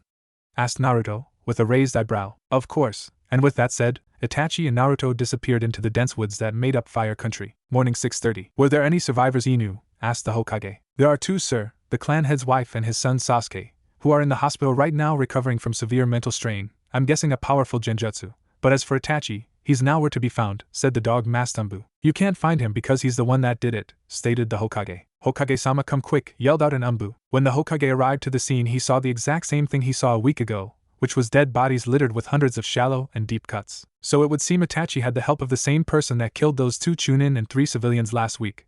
But it seems that only the Uchiha civilians and low to mid Chunin were killed by this mysterious second person, this mysterious Sakakitsune, said the aged Hokage, while lighting his pipe. So Hokage-sama, what should we do? Asked Inu. We will put Itachi in the bingo book with as AS ranked missing ninja with $1 million reward, and we will put down the little information we have on his accomplice's power and mark him down as an A-ranked criminal of the Leaf, said the Hokage, with a hard expression as he dismissed Inu and thought, just who are you really, Sakakitsune? It's been a day since Itachi and Naruto left the Leaf Village and they were out getting breakfast, seeing as it was 8 a.m. So Issei, what do we do now?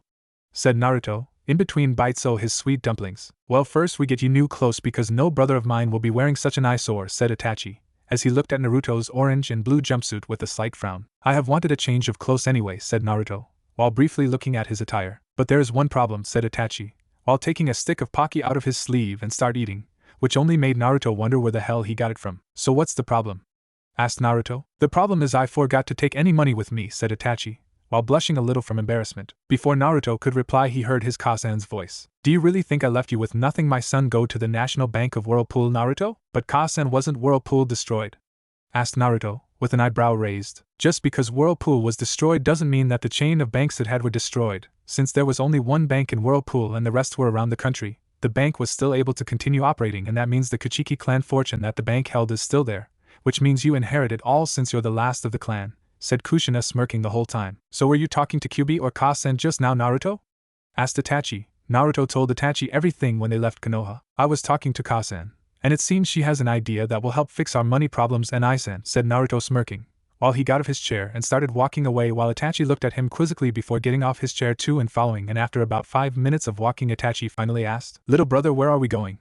Asked Itachi. We are going to a bank, and seems that we have finally arrived, said Naruto, as he stopped walking, which made Itachi do the same while he looked at the name of the bank and read out loud National Bank of Whirlpool, before looking at Naruto with an eyebrow raised as they both walked into the bank. So how may I help you? Asked an average-sized man standing behind the counter to Naruto. I would like to make a withdrawal from the Kuchiki clan savings, said Naruto. Sorry, but that clan's been gone for the last 50 years, so I can't just believe you're from it without some proof, like maybe you could show me the clan's fabled Sakugan dojutsu, said the clerk, while smirking because he thought that this kid was just pulling his leg and trying to get some money, that is, until he saw what Naruto did next, and it made him go pale. Very well, since that is understandable, said Naruto, as his eyes turned once again into that brilliant pink collar with one blue tome in each eye that was the Sakugan. You really are from that clan, said the clerk, just above a whisper, with wide eyes and still ghostly pale. Yes, I am, and so is my older brother that's standing right beside me, but for reasons I'm not going to disclose to you, he doesn't possess the bloodline like I do, said Naruto. I see. Well, I'll be sure to tell the bank's owner that the Kuchiki clan has returned, so the computer says that there is $2 billion in your checkings account and $10 billion in your savings account, so how much would two like to take out, Kuchiki-sama? At hearing what the clerk said,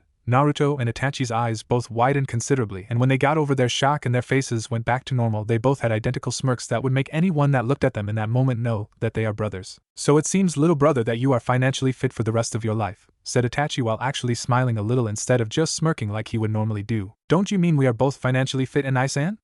Asked Naruto. No, Naruto, because even though we may both be from the Kuchiki clan, I was still born an Uchiha with the Uchiha bloodline and not the Kuchiki bloodline, so only you can pass down the Kuchiki bloodline, whereas I can only pass down the Uchiha bloodline, said Itachi, frowning a little. Okay, then how about you just open your own account and I transfer $2 billion to it so we both have our own money?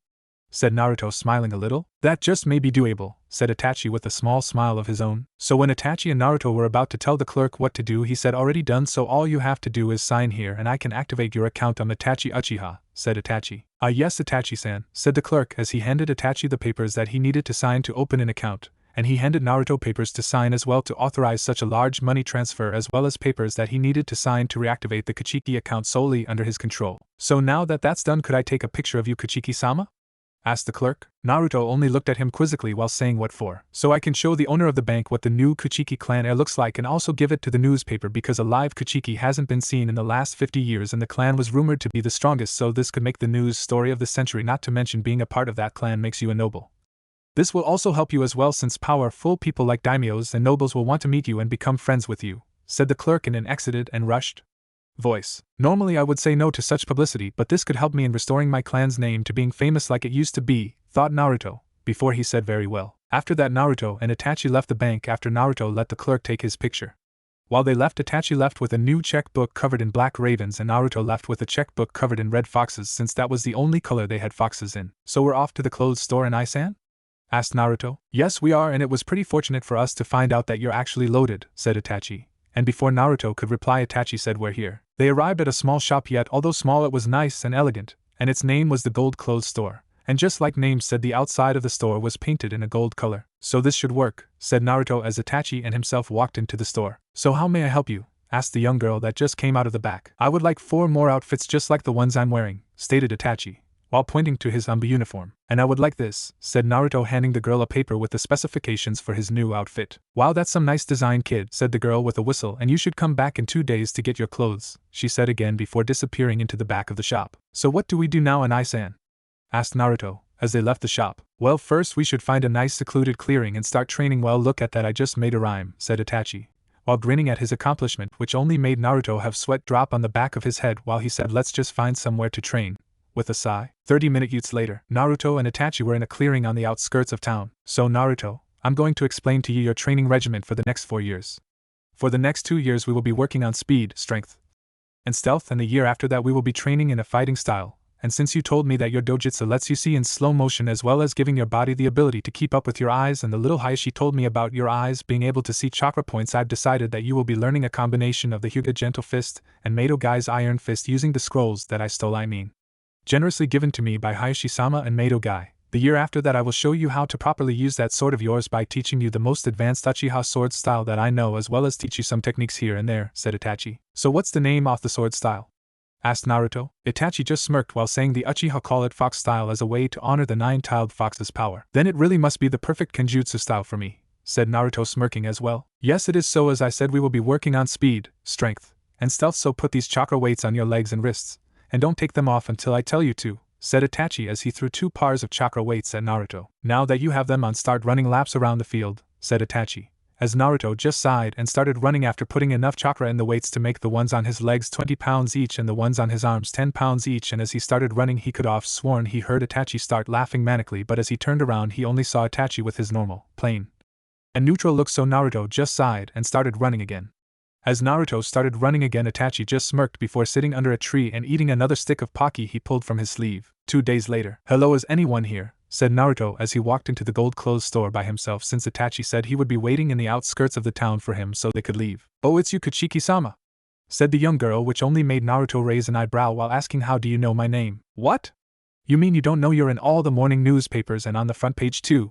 Said the girl, with a shock, as she quickly handed Naruto a newspaper with a big picture of him in color on the front page with an article at the bottom that he started reading in his head. The noble Kuchiki clan from Whirlpool country that was thought to have been eradicated along with Whirlpool 50 years ago by some unknown event has a recently discovered surviving member whose name is Naruto Kuchiki, and is about 5 years old from what he looks like in the picture given to us by an anonymous tip-off. Which means that this kid isn't only the heir to a lost clan that was said to possess a bloodline stronger than any other, but it also makes him nobility, and not to mention rich from all the money he inherits from his clan. But that's unfortunately all we know about mysterious Kuchiki heir. It looks like my clan's name is going to become famous again quicker than I thought, said Naruto with a small smile. Anyway, Kuchiki-sama, your order is done along with your older friends, but you still need to pay for it, please, and since the chakra-absorbing silk you asked us to make your outfits out of makes your order cost extra, since it's very hard to find and very expensive, said the girl, as she handed Naruto the 6 identical outfits he ordered wrapped up in a paper bag as well as Itachi's outfits. Even though it's expensive, it's worth it since the silk will become as hard as steel when I add chakra to it, making it harder for weapons to actually cut me during a battle. So anyway, how much will it cost?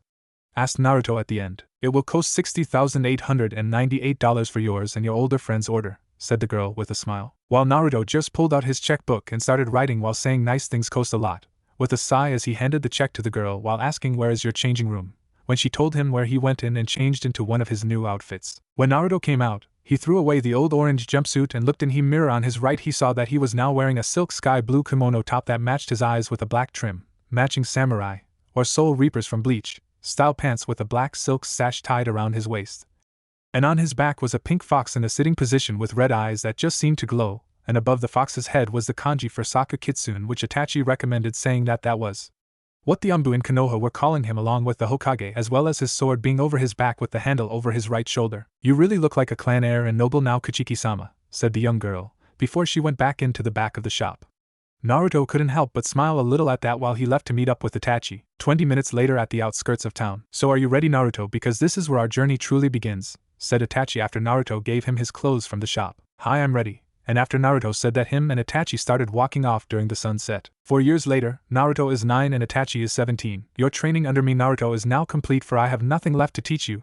But that doesn't mean you have nothing left to learn, considering you're at a low Jounin level, which is still impressive seeing as I was at a mid to high Chunin when I was 9, but you seem to have surpassed me in strength when I was your age, which means you're progressing even faster than I have, said Itachi, who was taller than he used to be, about 5 feet 8 inches or 5 feet 9 inches, but besides his height, he didn't really look any different. So I suppose you're going to go and become a member of that Akatsuki organization you told me about, so you can find out why they want me and the other Biju, said Naruto, who also didn't look much different besides being a little more muscular, and he was also about 4 feet 3 inches or 4 feet 4 inches and wearing the same outfit he bought when he was 5. Hi, that is correct. I need to know who they are, how strong they are, and what they are going to do, so we will be better prepared for when they decide to strike at you.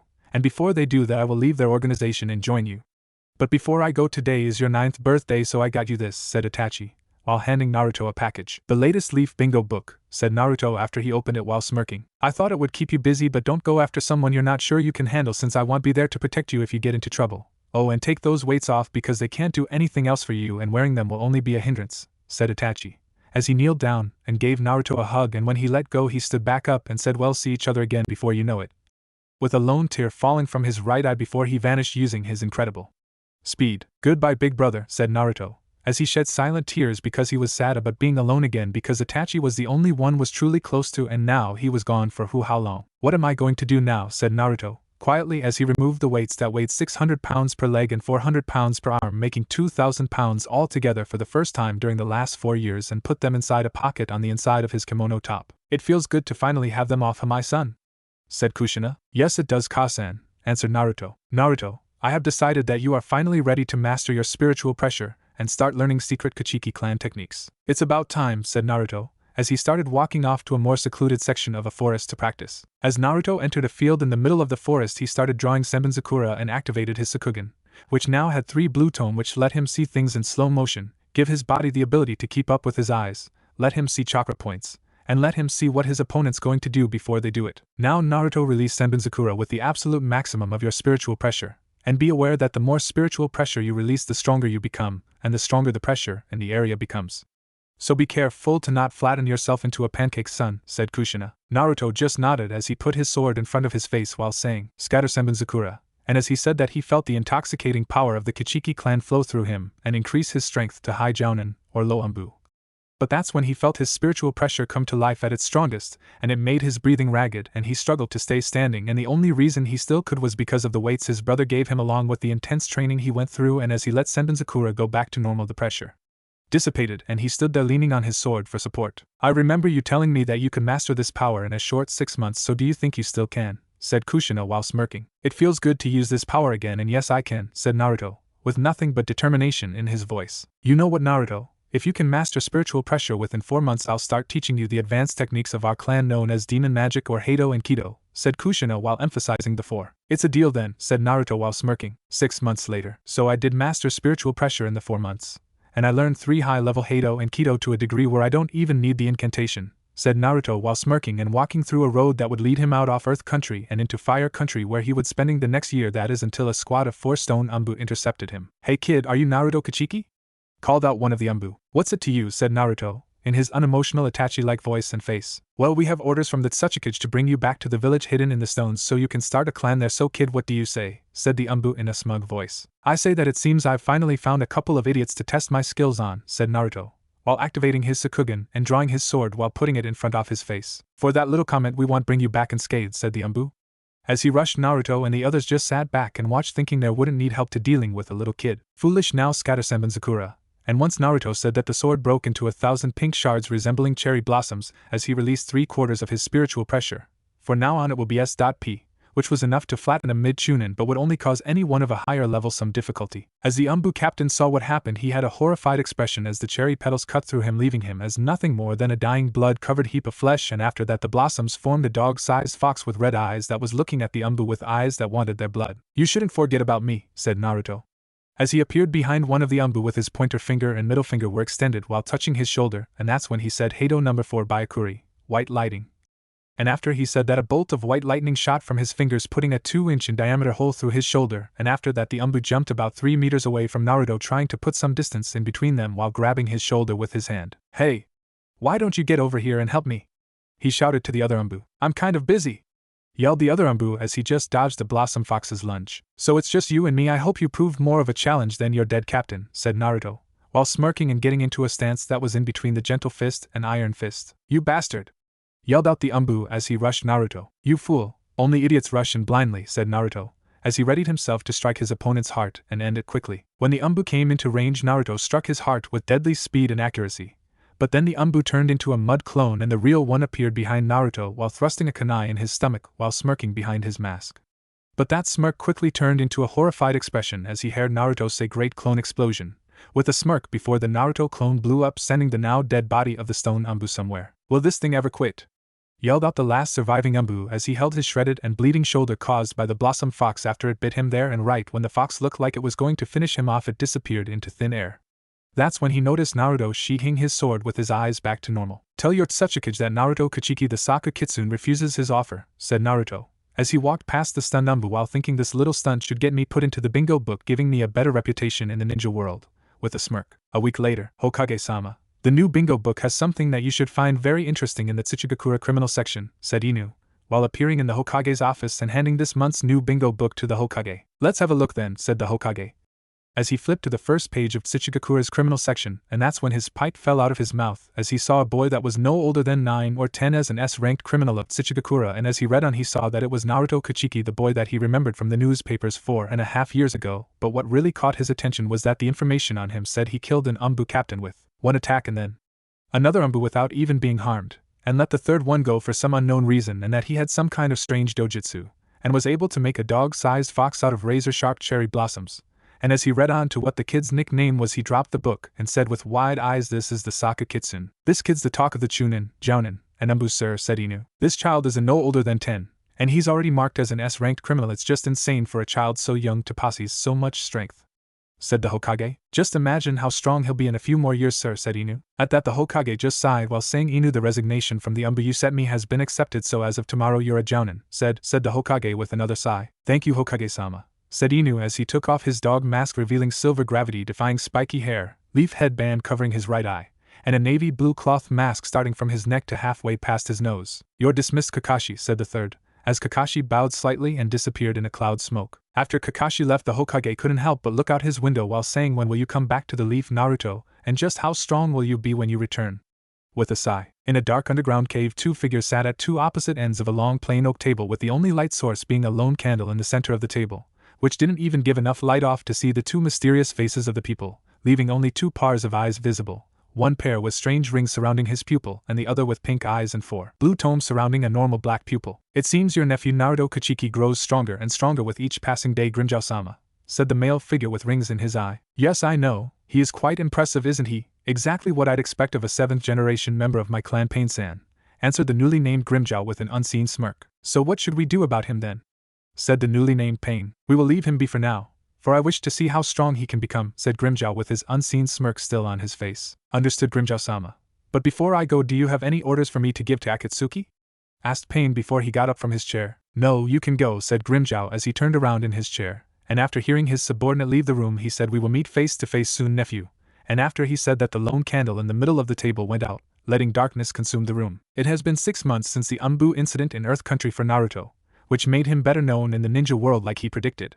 He also became more adept to using Senbonzakura as well as finally gaining the last tome of his Sakugan, which let him see things at an even slower rate, which finally made him ready to learn the Kuchiki clan's flash step technique which his mother started teaching him about a month ago, and it wouldn't be until another few months before he could master the technique that supposedly gave the Kuchiki clan members godlike speed. Today was also October 10th, his 10th birthday, and he was walking around Tanazuka town depressed, since this would be his first time being alone on his birthday since his brother left 1 year ago. What should I do today? I know since I'm going back to the Leaf Village in 2 years I should have someone start building a house for me in the Leaf, so I have somewhere nice to live, said Naruto as he started walking to a construction agency. So kid, half now and the other half when the house is finished, said a large man with muscles you could only get from years of heavy lifting as a construction worker. Deal. But just remember that you have to finish it in 2 years, said Naruto as he gave the man a check for $2.5 million.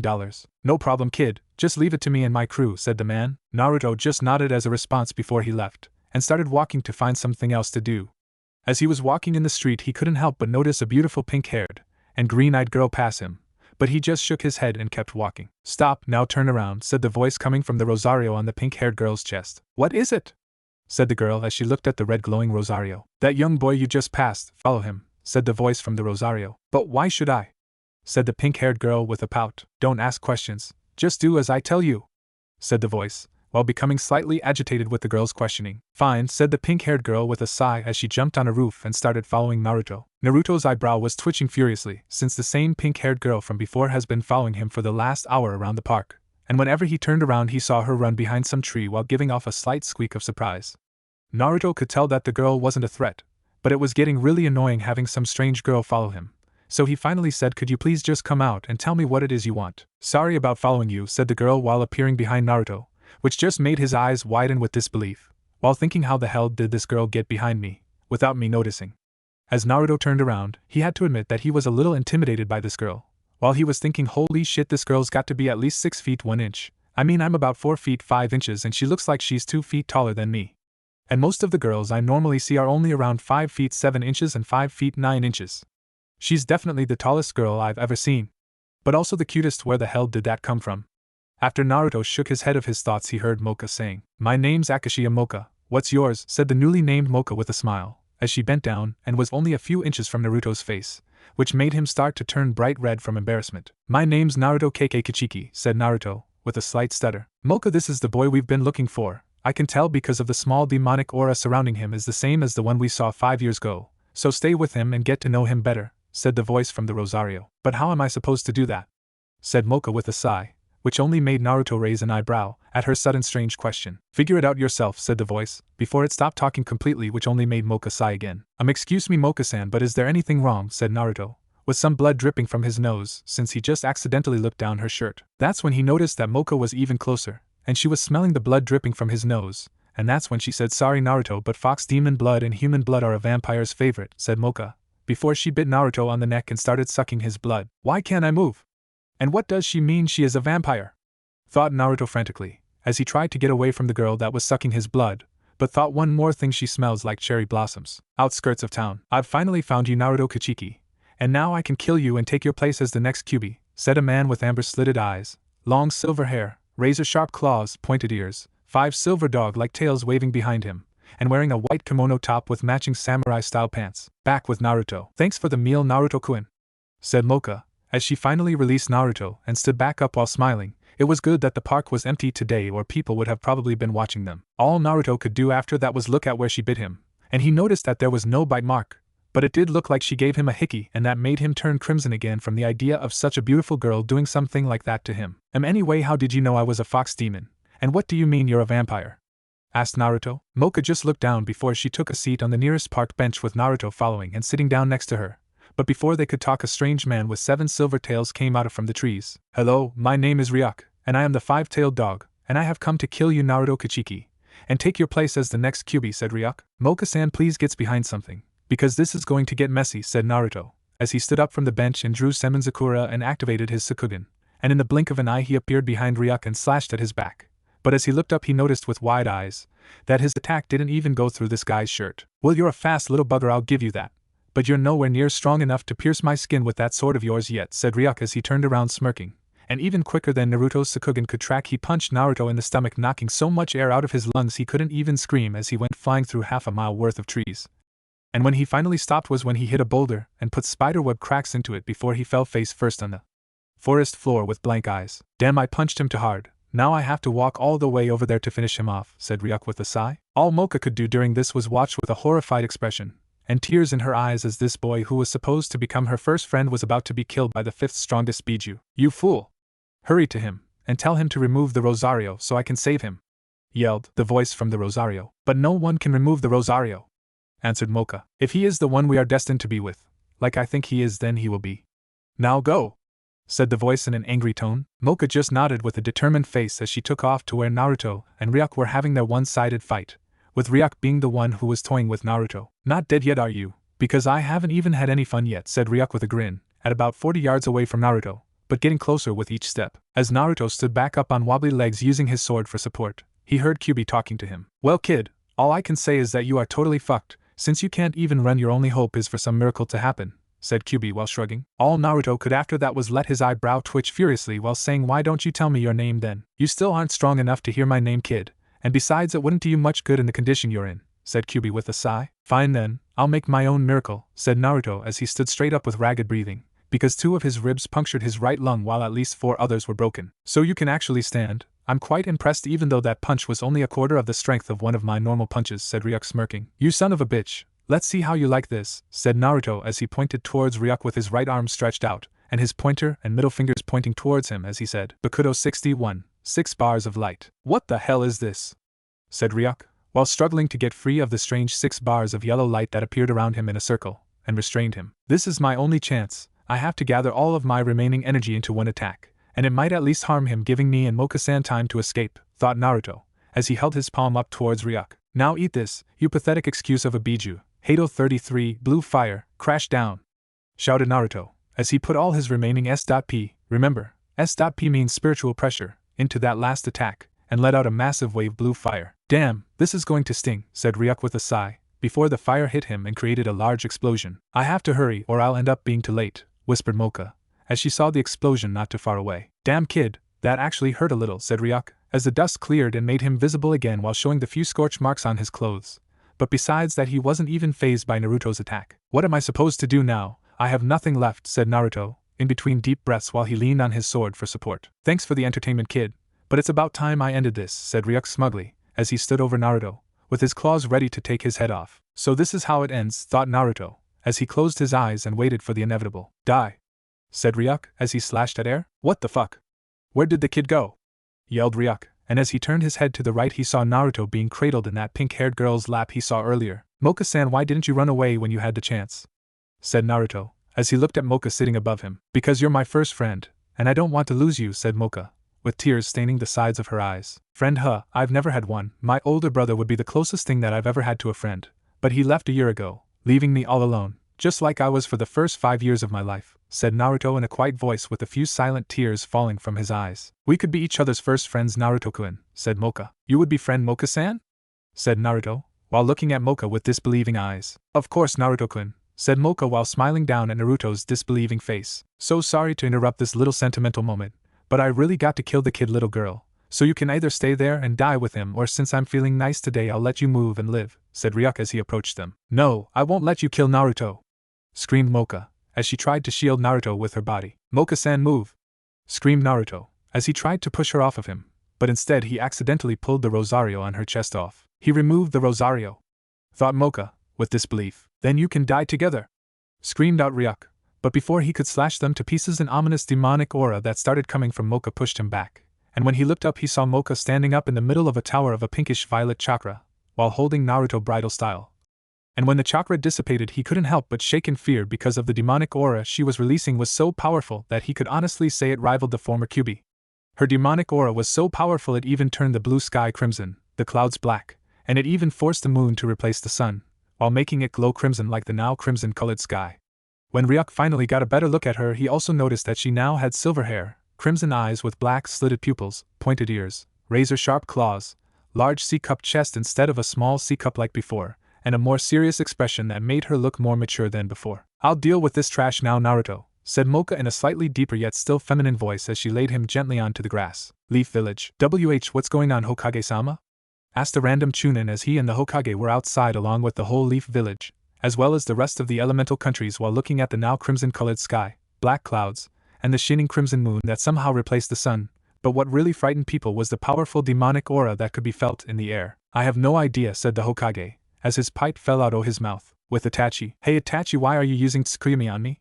asked a blue fish-faced looking man. "I'm not Kisame, but it does seem strange for the sky to change so drastically in such a short amount of time," stated Itachi, before they kept walking. Back to Naruto and Mocha. "Ryak, you will not be leaving this place alive," said Mocha. "I finally know what you are. You're a VA vampire, a legendary and ancient demon rumored to be born in darkness, and considered to be the pinnacle of demonic power, that supposedly made even the 9-bija look inferior, except for the 8-tailed and 9-tailed, said Ryak, while gaining back a little of his resolve. "You are correct, and I am also the last of my kind. Now prepare yourself, Ryak, the 5-tailed dog," said Mocha, as she vanished from his line of vision. When Mocha appeared again, she punched Ryak in the face, creating a shock wave caused by her power, and ended up sending Ryak flying through the trees, but his flight was suddenly stopped as Mocha appeared behind while putting her knee up. Ryak let out a howl of pain as his back collided with Mocha's knee, and after that she put her leg back down, letting Ryak fall to the ground. "Is this all the mighty Gobi has to offer?" Mocha said, while smirking down at Ryak. "You bitch!" Ryak yelled, as he got up and tried to punch this unstoppable goddess of the night. "Why can't I punch you?" Ryak shouted in between punches, as Mocha just kept dodging and weaving around his punches and kicks gracefully for the last couple of minutes. "Is this really the same Mocha-san from before?" said Naruto, as he watched the battle from the sidelines, and had light blush on his face while he watched Mocha fight. "Someone has a crush on Mocha-san, Naruchan," said Kushina in a sing-song voice. "Will you please shut up, Ka-san," said Naruto, and before Kushina could reply back, Kyubi cut and sounding extremely serious, "Naruto, that girl out there is a vampire, a legendary and ancient demon that was said to be born from darkness, and known as gods and goddesses of the night during ancient times, though they were thought to have become extinct half a millennia ago. So I thought you should know what you're getting yourself into if you do fall for this girl. I could care less if she is some ancient and powerful demon, because the only thing that matters is she said she would be my friend, and she's fighting that creature that tried to kill me right now in order to protect me," said Naruto. "Just remember that if you get involved with this girl you will be playing with fire, and if you don't be careful you will get burned," said Kyubi, before he receded back into the confines of Naruto's mind. "I'll deal with whatever happens to come along," said Naruto. "Why are you so much stronger?" screamed out Ryak, as he was just punched through a tree, and was breathing erratically while looking beaten and bruised all over, while Mocha just stood over him without even a scratch on her or even breathing hard. "I am tired of this waste of time, so now it's time to finish this. Know your place," said Mocha, as she focused her demonic chakra into her hand, making it denser and denser until it was at its releasing point. All Ryak could do was look on in horror as she created a ball of highly condensed demonic chakra that would be enough to kill even him. That's when he noticed with some relief that she stopped the attack and started talking. "I will let you live if you spread the word among the demons that Naruto Kuchiki, the prince of all demons, is now protected by the last vampire," said Mocha, with her eyes narrowed. "Ko considers it do done," stuttered out Ryak, before he vanished from sight. "Now to check up on Naruto," said Mocha, as she started walking over to him. When Naruto saw Mocha walking over to him, he sheathed his sword, and began limping over towards her because he was still banged up from before, even with his impressive healing factor. "You look different, Mocha-san," said Naruto, as he was standing in front of her, and couldn't help but feel intimidated by her new appearance, and even more so by the overwhelmingly powerful demonic aura that was surrounding her. Mocha just smirked down at him while kneeling to meet him eye to eye, while also repressing her power since she could see Naruto was actually shaking a little. And once she stopped the flow of her power, the sky and clouds went back to normal as well as the sun came back out. "You know, most people would run away from me, and not walk towards me," said Mocha, while looking him in the eyes. "Why would I run away from my only friend?"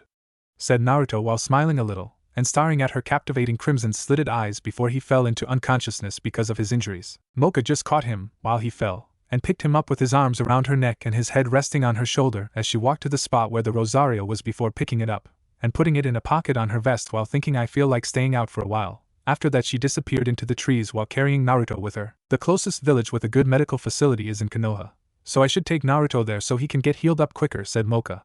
But before she could go she heard Naruto whisper, "Not Konoha." "Then where am I supposed to take you?" Mocha said, with a frown, and that's when she heard, "Tsunade-sama, you can't bet the last of our money." "Maybe we don't have to go to Konoha after all," said Mocha, while smirking from remembering that the supposedly most skilled medic ninja was named Tsunade, and she had a gambling problem, and as Mocha disappeared from view while heading back towards Tanazuka town where she heard the scream, a long spiky silver-haired man with red triangles painted under his eyes stepped out from behind a tree. That was one hell of a fight. I mean, damn, the five-tailed dog got his ass kicked by that strange girl. Man, if I got here sooner I would have been able to see the beginning. But anyway, Sarutobi-sensei's probably going to want to hear about what I saw, said Jiraiya, before he started heading towards Konoha. While on his way he couldn't help but start thinking. I wonder who that girl is, or rather what she is, and also who was that boy. I couldn't get a good look at him because the girl was in the way. With that last thought Jiraiya let out a sigh.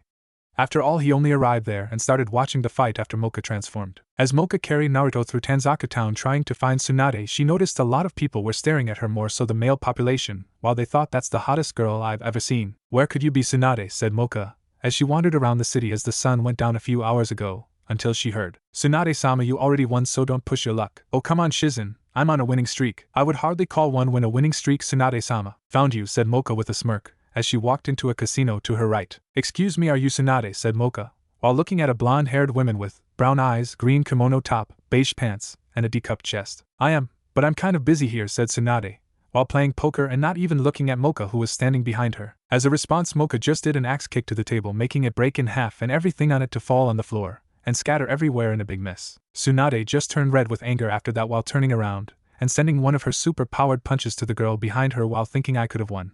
And this bitch ruins it. But what happened next shocked Tsunade and the young 20-something-year-old girl, with short black hair, brown eyes, average bust, and a black battle kimono who was standing beside her with a briefcase and a small pig. As Mocha saw Tsunade try to punch, she just caught the punch like it was nothing special. Now that your card game is over, I need you to help the boy that I'm holding, said Mocha, while looking Tsunade in the eyes. Tsunade, who was finally getting over her shock, yelled back, why should I help you after you ruined my game? Because this child is Naruto Kachiki, and I'm sure he can pay generously for your help, answered Mocha as she was still looking Tsunade in the eyes, and Tsunade was starting to get creeped out by those crimson-slitted eyes that were staring at her, because they reminded her of the QB. But then Tsunade's mind registered the he can pay generously statement. So how generously are we talking here? Asked Tsunade while forgetting her previous anger. Very generously, answered Mocha while smirking. Shizen, come on, we're going to a hotel for the night, shouted Tsunade as she left the casino with Shizen and Mocha following. So put the kid on the bed, I'll check him out, said Tsunade, as they went inside the two-bed hotel room, and Mocha did as asked. This kid's got 4 broken ribs and 2 of them are piercing his right lung, but they appear to be healing at an extraordinary rate. In fact, all the kid needs is a good night's sleep and he will be healed by morning. He doesn't even need my help, said Tsunade smirking, while thinking, getting paid for doing nothing, I love it. So anyway, since there's only 2 beds, you're going to have to sleep with the kid, and me and Shizen will take that bed, said Tsunade. I understand, said Mocha, as she took the rosario from her pocket and put it back on, and as he did that Tsunade and Shizen watched in fascination as her hair turned pink, her claws became normal fingernails, her eyes changed to green with normal pupils, and her chest turned back into a small C cup. What the hell just happened to you? Screamed out Tsunade and Shizen at the same time with wide eyes. Well, you see, this rosario holds my other personality in check, said Mocha with a less serious face, and a little higher pitched voice than before, while trying to find a way not to tell them that she's actually a vampire, and the rosario is a seal that holds back the vampire version of herself. So you have some kind of other version of yourself that the seal there holds back. Is it some kind of bloodline ability? Asked Shizen. Mocha just nodded her head furiously while saying it definitely is a bloodline ability. That's one strange bloodline, but whatever, I'm tired, so good night, said Tsunade while shutting off the lights as she and Shizen laid down and went to sleep. As Mocha laid down in the bed, she couldn't help but blush a little at sleeping in the same bed as Naruto, but she just shook her head while pulling Naruto closer and using him like a teddy bear before she said good night, Naruto-kun, and went to sleep herself. So, that ominous demonic aura yesterday was created by a young red-eyed and silver-haired girl that fought the Gobi, and won without even breaking a sweat. Is that what you're trying to tell me, Jiraiya? Asked the Hokage, as he smoked on his pipe and leaned back in his chair. Yup, that's about what happened. What about this young boy you said you saw? Well, like I said, I didn't get a good look, so I can't really give you a good description, Sarutobi-sensei, said Jiraiya with a sigh. Then I want you to keep a close eye on these two, and when you find out their identity, come and tell me. Now dismissed. And as the Hokage dismissed Jiraiya, he disappeared while heading off to find the 2 people he saw yesterday. Is it really okay to just leave Naruto-kun? Asked Mocha, as she and Naruto left before Tsunade and Shizen woke up. They also left without paying Tsunade like the other Mocha said they would, and Naruto just opted for leaving a letter that explained why he wasn't going to pay her. Yes, it is all right, Mocha-san, because since she didn't help me, she gets no money, answered Naruto as Mocha just nodded while they walked out of the city and headed for Water Country. Flashback. Where am I? Well, wherever I am, they sure have soft pillows, said Naruto drowsily, as he woke up and started snuggling into the pillows more. That's when he noticed that the pillows smelled like mocha. Why do these smell familiar? said Naruto as he finally opened his eyes all the way and backed up a little. And when he was far enough to get a better look, he saw that he was sleeping in the same bed as Mocha, and what he thought were pillows was actually her chest. And that's when he tried to get up as quickly as he could, but when he tried he noticed that Mocha's arms were wrapped around him and holding him firmly in place. I guess I might as well wake her up and get some answers about what happened yesterday, said Naruto with a sigh, as he started shaking Mocha gently on the shoulder to wake her up. Mocha-san, it's time to wake up, said Naruto as he shook her lightly. What? Said Mocha drowsily. It's 8 a.m. Mocha-san, and I would like you to tell me what happened yesterday, said Naruto, in a quiet voice while still lying down on his side with only about a foot in between him and Mocha. Mocha just nodded while letting go of Naruto and sitting up. So, what was with that other version of you and how did we get here? Asked Naruto, while sitting up as well. Well, Naruto-kun, I'm a vampire, and this Rosario is a seal that keeps my true powers in check as well as the other version of me, said Mocha, while pointing to the Rosario on her chest. So that's why you changed and kicked Ryak's ass when I took off that Rosario, said Naruto. Yup, but the other version of me is completely different person. We're basically two different people sharing the same body, said Mocha. I see, so how did we get here? Well, after Ryak was defeated, I took you to Tsunade-san because I thought she could help. But she refused, so I told her you could pay her, and that's when she changed her mind. But she didn't help you at all. She only said that your healing abilities would heal you by morning. In that case, we're leaving now before they wake up, so I don't have to pay her since all she did was absolutely nothing, said Naruto as he wrote a quick note and tapped it onto Tsunade's head.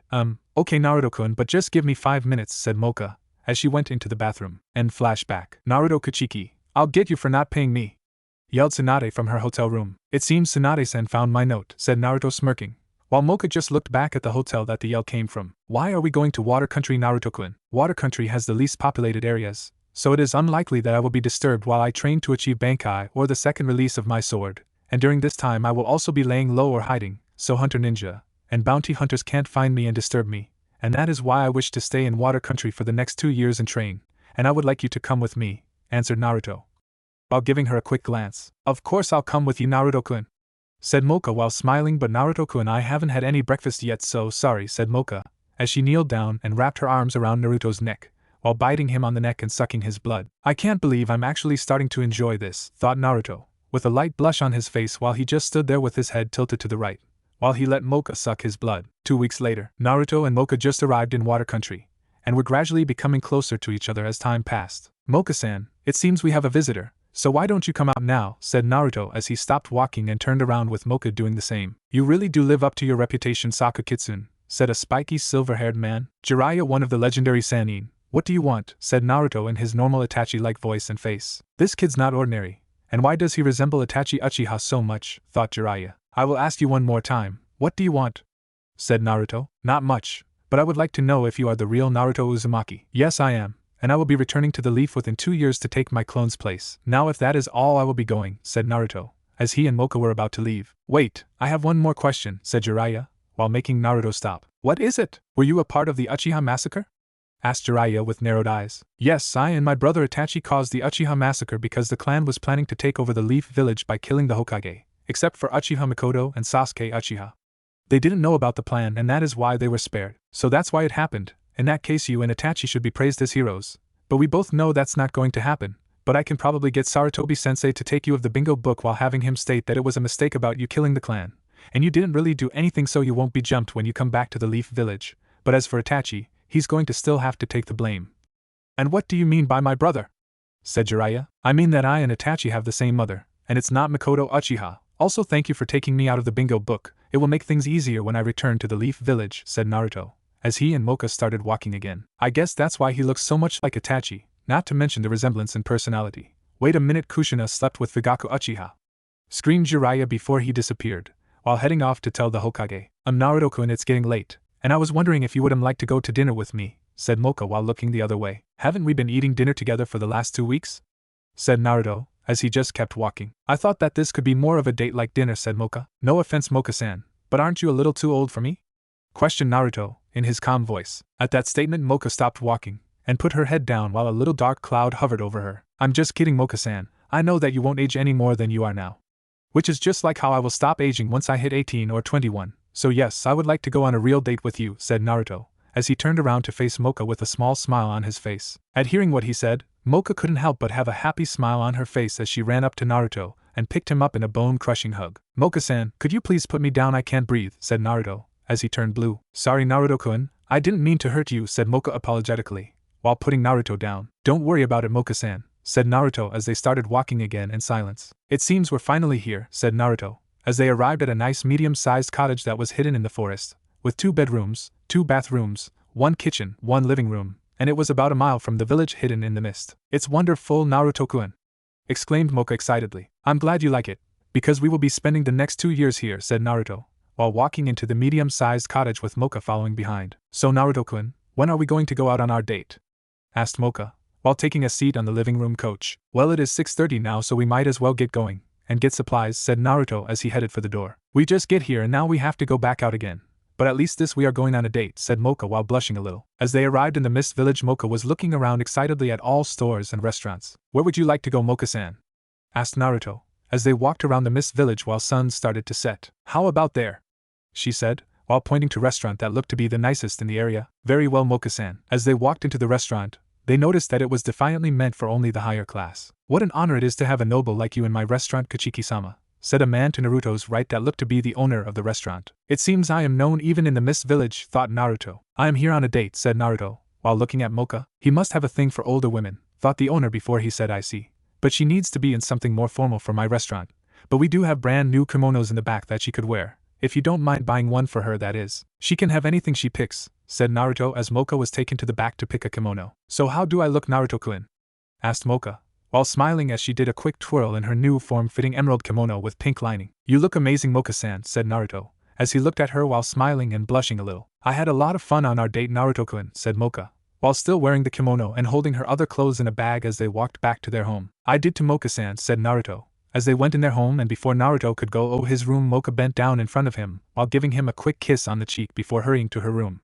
Naruto just stood there for a moment, while smirking with a small blush on his face before he went to his room to go to sleep as well. When Naruto woke up the next day, he noticed that 1. There was an older girl in his bed, 2. She wasn't Mocha, and 3. She was staring at him with only an inch between them. Who the fuck is this?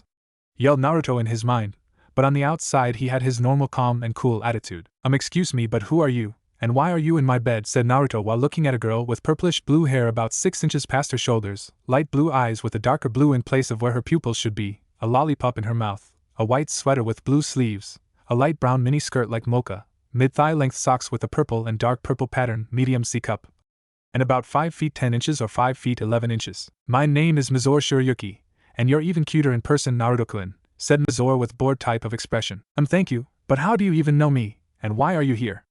Asked Naruto. I've seen you in the newspaper a few times, and I noticed that you have the same sad and lonely eyes I do, so why don't we go to the lake, Naruto-kun, said Mizore, while getting off the bed and pulling Naruto along with her. Wait a minute! Can you at least let me change first? Said Naruto as he was dragged off his bed. After Naruto said that, Mizore just stood there while staring at him. Could I have some privacy, please? Said Naruto, and after that Mizore just walked out of the room and into the living room. Mocha was in the kitchen having cereal while wearing her usual oversized t-shirt that she sleeps in, and in happy mood like usual, that is until she saw a strange girl come out of Naruto's room and yelled out, Who are you? And why were you in Naruto-kun's room?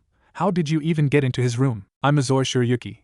I was in Naruto-kun's room because I wanted to be, and I snuck in, said Mizore with a lazy expression, while taking the lollipop out of her mouth and then putting it back in when she finished talking. Mocha just started to get a little red with anger because of this strange girl was acting as if what she did was no big deal. So you're up to Mocha-san? Well, since you're up, would you like to go to the lake with me and Mizore-san? Asked Naruto as he came out of his room. I would love to, Naruto-kun, said Mocha while grabbing Naruto's hand and glaring daggers at Mizore, after she ran into her room and changed. Mizore just glared at her as well while silently accepting Mocha's challenge by latching her hand with Naruto's as well, while they started dragging Naruto to the lake and glaring at each other the whole way there. She's acting too flirty with Naruto, thought Mocha with a tick on her forehead, as she sat down on the grass while watching Naruto and Mizore skip rocks on the lake. Did you see that, Naruto-kun? It skipped 9 times, said Mizore as she hugged Naruto from that back while resting her head on top of his, while all Naruto could do was sigh before he said, Mizore-san, I really need to get started with my training. Why don't you just stay here with me, Naruto?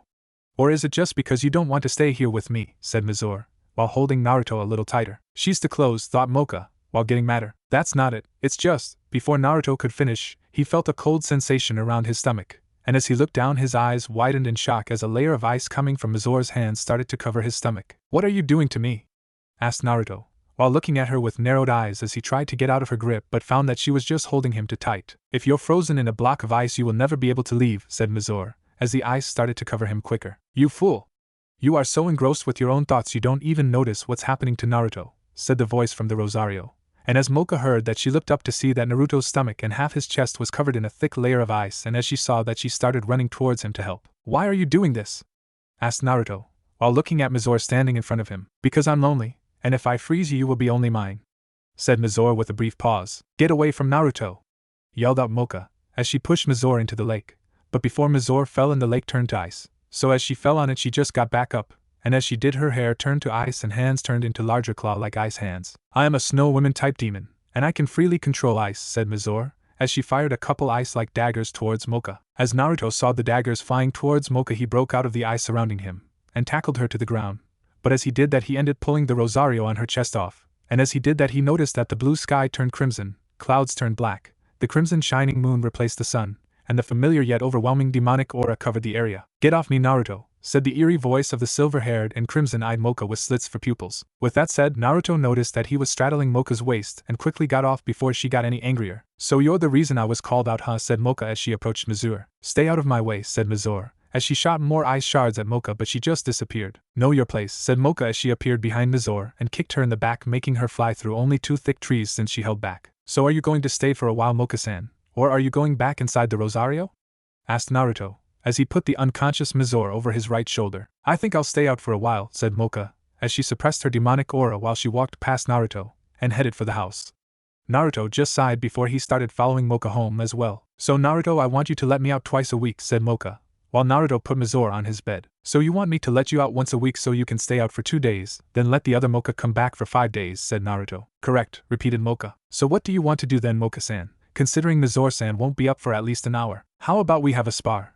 And you can call me Mocha-chan if you want, said Mocha with a light blush as she walked out the door. Naruto just followed her with a light blush of his own at the idea of calling Mocha something so friendly. 1 hour later. You're stronger than I expected, Naruto, said Mocha, as she walked in the house without even any dirt on her clothes after the spar. Thanks, said Naruto, as he walked in after her looking as if he just got the shit kicked out of him. So you're finally back, said Mizore, as she appeared behind Naruto. She defiantly knows how to make a surprising entrance, thought Naruto, before turning around and saying, Mizore-san, you're finally up. Hi, and I wanted to know if you could forgive for trying to freeze you. It's just that I'm so lonely, and I don't want to be anymore. So could I stay here with you, Naruto-kun? Asked Mizore as she looked at Naruto hopefully. I forgive you and of course you can stay, said Naruto. Thank you, Naruto-kun, said Mizore while smiling. 1 year and a half later. I've finally learned how to manifest Ka-san into the real world, which means the real training for Bankai can finally begin, said Naruto, as he laid down in the field that he was training in. Well done, Naruto-kun, said Mizore, as she and Mocha, pink-haired Mocha, came out from behind a tree. So what are you two doing here? Said Naruto with his eyes closed. We wanted to talk to you about our relationship,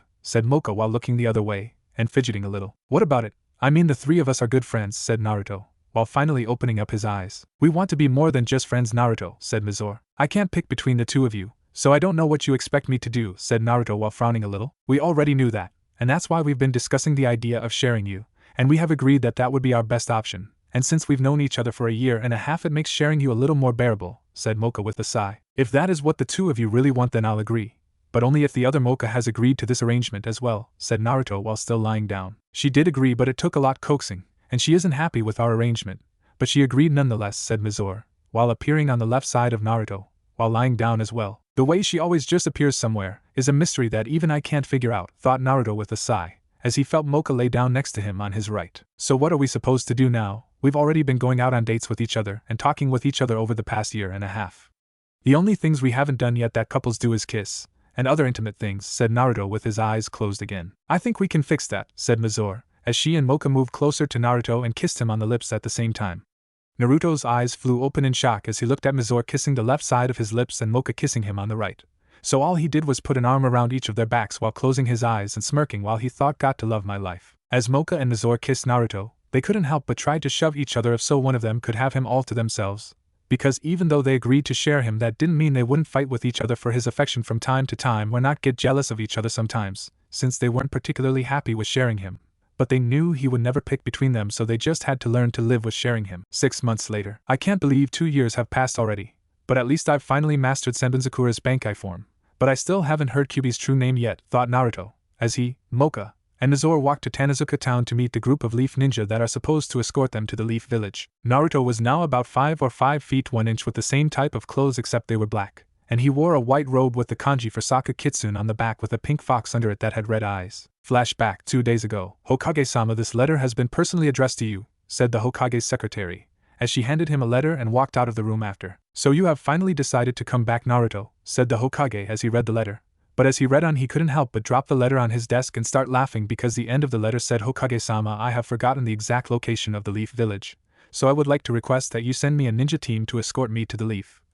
Send a team to Tanazuka town and tell them to meet me in the ramen stand, located on the far western side of the town. Consider this an A-class mission just in case some ninja come after me looking to take the bounty on me that the Stone Village put on my head, seeing as I've finally come out of hiding.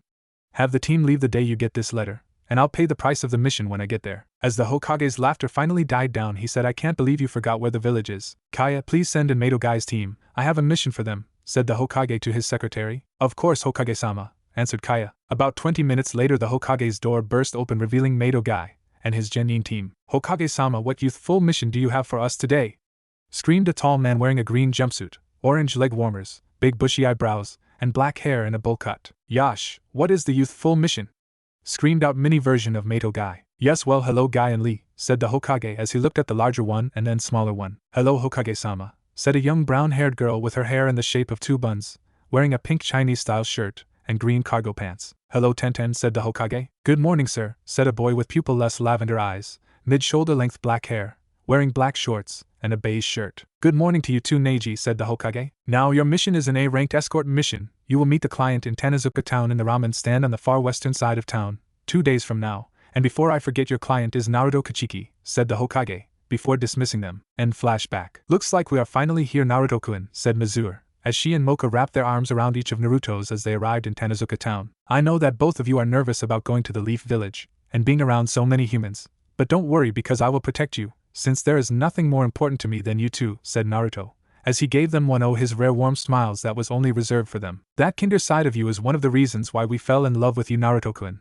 said Mocha while smiling at him, as she and Mizuru held on to him a little more firmly. And I fell in love with you too because you were my first real friends besides my older brother. So anyway, it's finally time to start our new lives in the Leaf Village, said Naruto, as the 3 of them walked into Tanazuka town, while preparing to meet their Leaf Ninja escorts. This is starting to become ridiculous. We've been waiting here for the Leaf Ninja for the past 3 hours, said Naruto, as he sat in the ramen bar with his eyebrow twitching. East Side Ramen Bar. I thought I told you too that the client is in the far west side ramen bar, and not the far east one, said Neji, with his eyebrow twitching as he faced Lee and Guy-sensei. To the west side ramen bar, Lee, screamed out Guy. Yash, Guy-sensei, screamed out Lee with a salute, as he and Guy ran to their new destination. Isn't west the other way, Neji? Asked Tenten, with her eyebrow twitching. Yes, it is, Tenten, growled out Neji as he began clenching his fists in anger and frustration. West side ramen bar. Must not kill Leaf Ninja, chanted Naruto, over and over again as his hand was inching to the sword over his right shoulder. It's okay, Naruto-kun, just calm down, said Mocha, as she picked Naruto up and put him in her lap while putting her head on top of his, and one arm around his waist to hold him there, while she began stroking his whiskers since she knew that that was the best way to calm him down. Mocha-chan, you know how much I hate it when you treat me like a child, said Naruto. But before he could say anything else, that incredible sensation he would get when anyone touched his whiskers kicked in, and all he could do was close his eyes and lean back into Mocha's chest as he started to purr lightly. I didn't know that would happen to Naruto-kun if you pet his whiskers, said Mizuru, as she stared at Naruto curiously. I only found out by accident about 2 months ago, said Mocha, as she sat there quietly while enjoying the moment. That is until she noticed that Naruto disappeared, and when she turned her head to the left, she saw that Mizuru stole Naruto from her, and was doing the same thing to him as she was doing a moment ago. Mizuru, give Naruto-kun back! Mocha yelled out, as she tried to take Naruto back. Be quiet or you'll wake him up, said Mizuru in her normal bored tone of voice, as she stopped Mocha from taking him away. As Mocha looked at Naruto, she saw that he really was sleeping, and she couldn't help but smile a little as she ran her hand through the side of Naruto's hair before she said, when Naruto-kun's sleeping like this, he really does look like a child. It makes me feel weird whenever I see him like this because I always realize that I'm together with someone so much younger than me. It really makes me feel like some kind of pedophile. We are demons, Mocha, so age doesn't really matter to us seeing as we stop aging once we hit 18 or 21, said Mizuru, as she just kept stroking Naruto's whiskers. I guess you're right, said Mocha, and that's when Mocha and Mizuru heard young Naruto Kachiki. We are your youthful Leaf Ninja escorts, screamed the voice of Guy as he walked into the small ramen restaurant. And I was just starting to become relaxed, said Naruto as he opened his eyes and got off Mizuru's lap while Mizuru just frowned a little at Naruto because she was also starting to enjoy having Naruto sit on her lap. It's about time you ninja showed up, said Naruto, while he walked in front of Guy and looked at the group. He could only think he has no sense of fashion and neither does his little clone, but at least the other two are fine. As the three genin saw Naruto, they all thought back to what their sensei told them at the gates of the Leaf Village. Flashback. Now I want all of you to understand that this is an A-ranked mission, which means we will probably run into enemy ninja, and if we do, just remember our objective is to protect Naruto Kachiki, while we escort him to the Leaf Village from Tanazuka Town, which should take 2 days to get there and 2 days to bring him back, making this a short 4-day mission. Understood? Said Guy to his genin. Guy-sensei, why would someone like Naruto Kachiki need our help, considering he is supposed to be some prodigy among prodigies? Said Neji. Because Neji, he was marked down as an S-ranked criminal of the Stone Village at the age of 9.5 for killing an Umbu captain and his teammate, while letting the third member go for some unknown reason, which means people are looking for him in order to collect the large bounty that the Stone Village put on his head, said Guy seriously, as he looked at the stunned faces of his genin. If this Naruto person is truly as strong as you say, Guy-sensei, then I wish to defeat him and prove hard work can beat a prodigy, declared Lee. You will never be able to beat someone like Naruto Kachiki, Lee, because he is like me, a true prodigy, said Neji, as he began to walk off with the rest of the team, while Tenten and Guy frowned a little at what Neji said to Lee. As Lee started to walk with them, he thought, I will show you, Neji, that someone like me, someone that has to work hard for his strength, can beat a prodigy like you or this Naruto Kachiki. End flashback. Naruto Kachiki, I am Rock Lee and I wish to fight you, said Lee, as walked up to Naruto. But before he could finish what he was saying, Naruto interrupted. I have no interest in fighting you, Lee-san, because you are not worth the time, said Naruto, while looking at Lee. But why? Protested Lee. If you really want to fight me so badly, the Chunin exams will be in Konoha in 6 months, and during that time I will fight you. But not any sooner, said Naruto while looking at Lee. I accept your challenge, Naruto Kachiki, yelled Lee with a salute. Shall we get going then, considering that it is getting late, said Neji. Then let us get going, my youthful students and client, yelled out Guy as he headed for the door. It's time to go, Mizore-chan and Mocha-chan, said Naruto, while looking at the only 2 people he cares about besides his big brother, for now at least. As Mizore and Mocha started walking over, Tenten couldn't help but ask, are they your sisters, Naruto-san? No, they are my girlfriends, said Naruto, before walking out of the ramen bar with Mizore and Mocha following him. He has 2 girlfriends, screamed out Tenten in surprise, before saying, why are all the good-looking rich guys always taken, with her head down and a sad expression. Tenten, are you coming, said Neji, while popping her head through the open door. Yes, said Tenten with a fallen expression as she headed for the door. It has been a day and a half since Naruto and the others left Tanazuka Town, and they were only about 4 hours away from the Leaf Village, which would make them arrive there at about 8 p.m.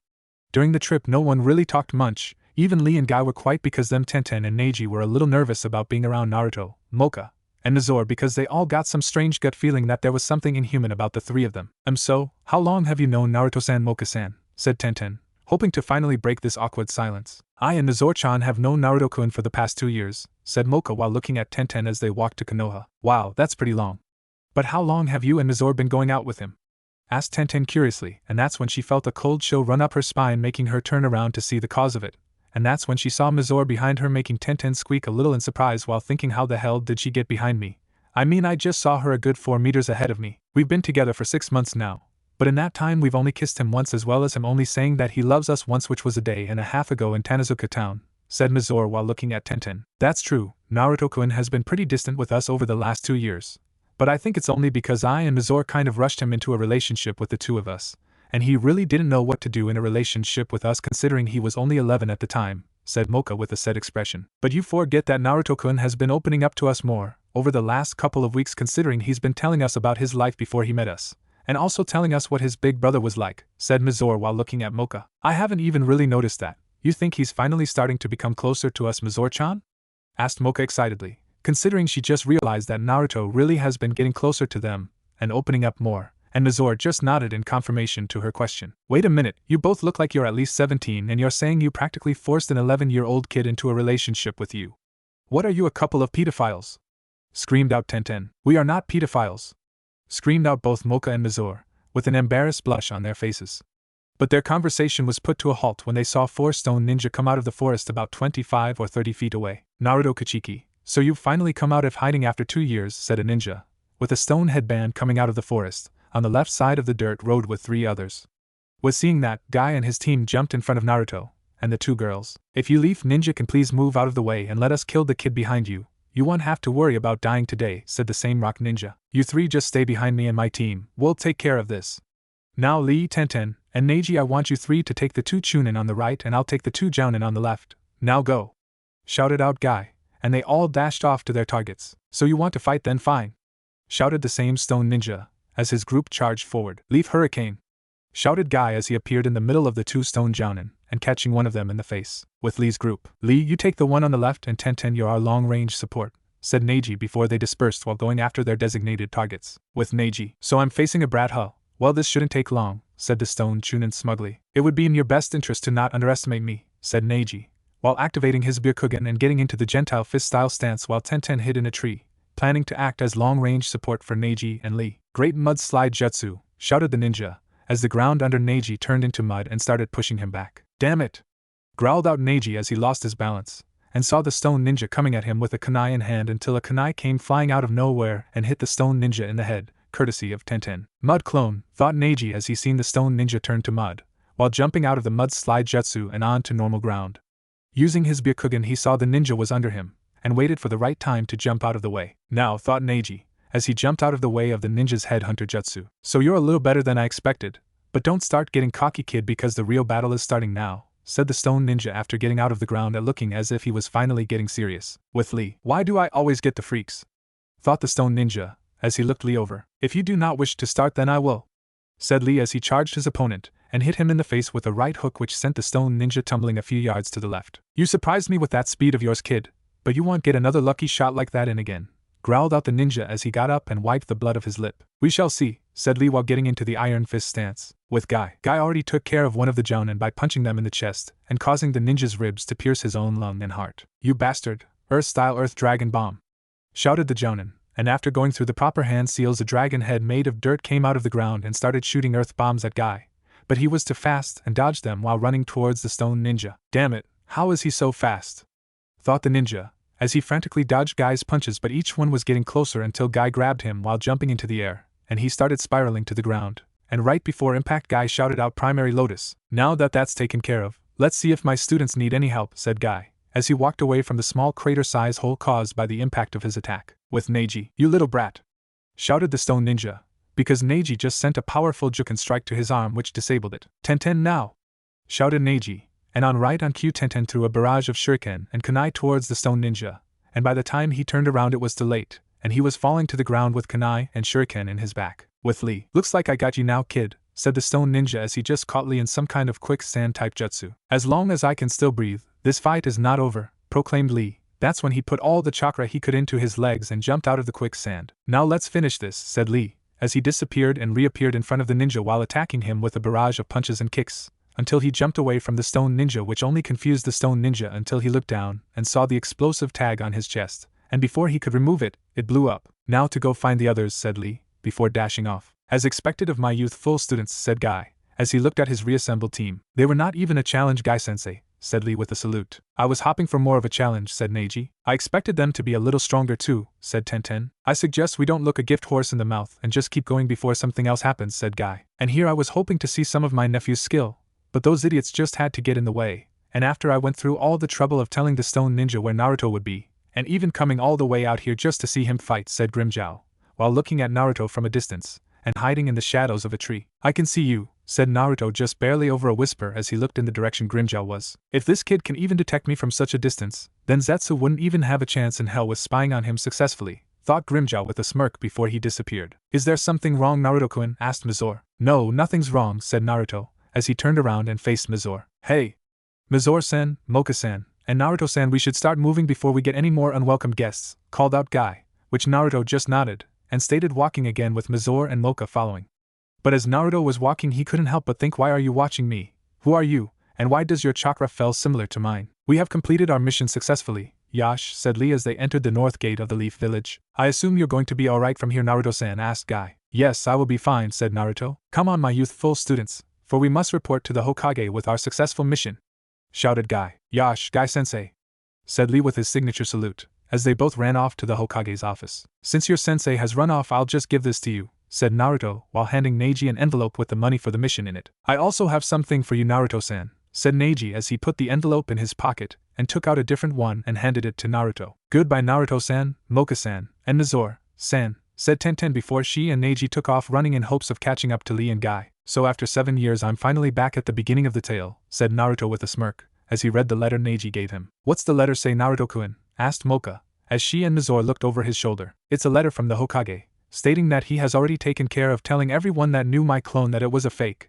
and that I'm the real Naruto, and the sensei of my clones class has also told the students about it being fake, and that they will meet me tomorrow during team formations, so that old monkey took care of what could have been a big hassle for me, said Naruto with a smirk. Don't you have to dismiss your clone Naruto-kun? Asked Mizore. Mizore-chan, my clone and myself can never come within a 50-mile radius of each other or it will dismiss automatically. And since I've obviously come within a 50-mile radius of my clone, it has already dismissed itself, said Naruto. So what should we do now?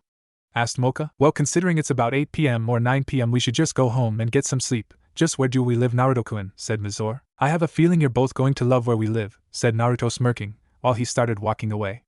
Mizore and Mocha just looked at each other and shrugged before following like they normally would. When they got there, Mizore was so surprised her lollipop fell out of her mouth, and Mocha was just gaping with wide eyes. They were looking at a huge estate the size of the Hyuga estate, or maybe even a little bigger. It had lots of cherry trees in the front yard, and 2 stone fox statues on opposite sides of the walkway. So, do you two like it? Asked Naruto while still smirking.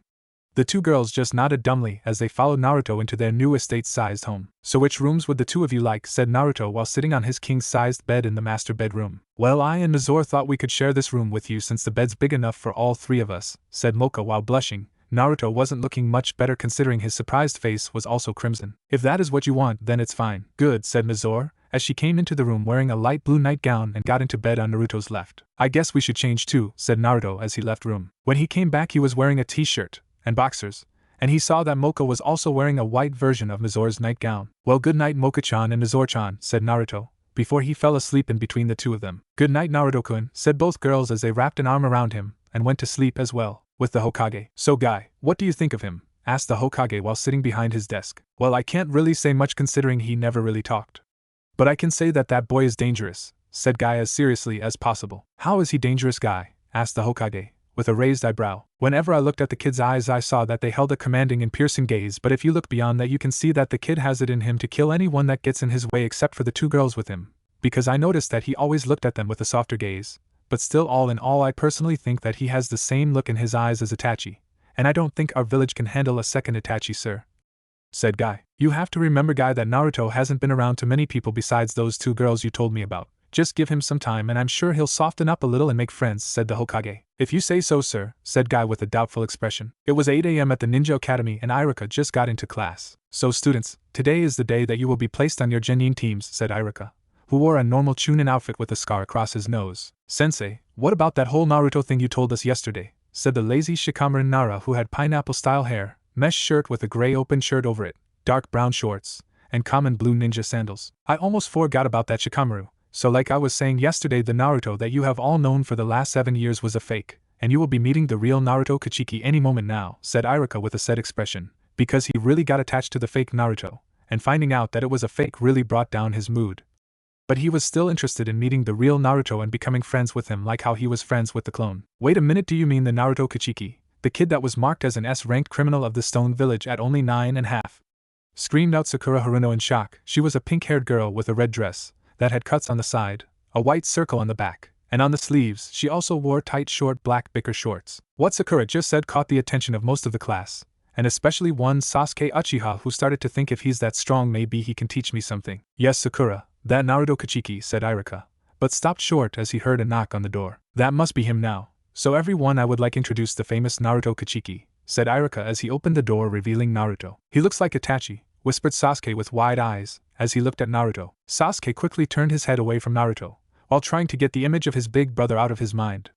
As Hinata saw Naruto, she and at least half the other girls in the room started blushing heavily while they all thought he's hot. It's a pleasure to meet you, Naruto-san, said Iruka, while he and Naruto shook hands for a brief moment.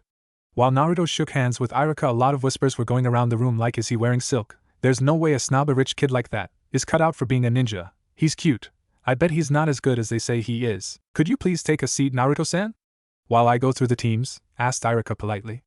Naruto just nodded while he took a seat in the far back where no one else was sitting. Now the teams are. In a private room in the Hokage's tower, the Hokage sat in a chair with a bunch of jounins around him, while they all looked at a crystal ball that was showing them the events that were happening in the classroom Naruto was in. So that little squirt is the infamous Naruto Kachiki? Said Asuma, who was a tall man about 6 feet 3 inches, with broad shoulders, wearing the usual jounin outfit, blue sandals, had a cigarette in his mouth, a navy blue beard and hair. Yes, he is, and since his powers and abilities are unknown, I would suggest that no one annoys him, Because I don't need any of my shinobi getting sent to the hospital because they said the wrong thing or did something stupid like challenge him to a fight, said the Hokage. I think you might have spoken to late Hokage-sama, said Kakashi with a nice smile, which just made everyone look at the crystal ball to see what happened. Now Team 7 is Sasuke Uchiha, Sakura Haruno, and Naruto Kachiki. Before Iruka could finish, he and everyone else in the class became victims of Sakura high-pitched victory screech. Sasuke just turned his head and looked up at Naruto, who was looking back at him the same way Itachi used to, which was really starting to freak Sasuke out, so he just looked away from Naruto. Now if all of the interruptions are done, said Iruka while glancing at Sakura, then Team 8 is Ino Yamanaka, Chuji Akimichi, and Nara Shikamaru.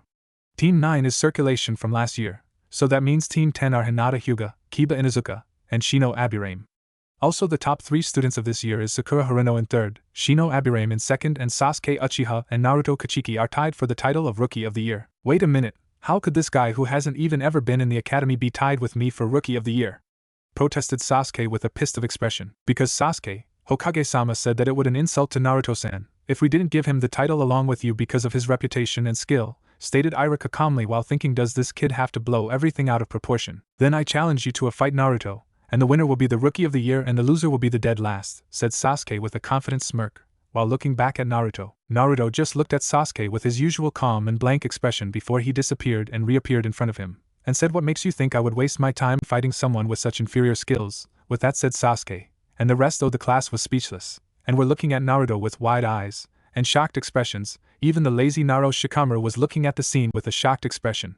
The reason for everyone's shock was not because of what Naruto just said, but because of how he appeared in front of Sasuke within an instant, even though he was sitting in the far back of the class and Sasuke was in the middle row. You do that, stuttered out Sasuke, as he looked at Naruto with a little bit of shock, considering he never expected him to be so fast. How I did it is not your concern, boy, said Naruto with narrowed yes. All you need to know is that I wouldn't fight someone of your level if I do not have to, said Naruto, while he released enough S.P to send a shiver down everyone in the class's spine, even Iruka's, before he walked out of the class while everyone still just stared at him in slight fear and fascination. Anyway, it's lunchtime, class, so be back here in 1 hour, stuttered out Iruka a little, as he tried to regain his composure. Well, that could have gone worse, said the Hokage with a sigh. His speed is incredible.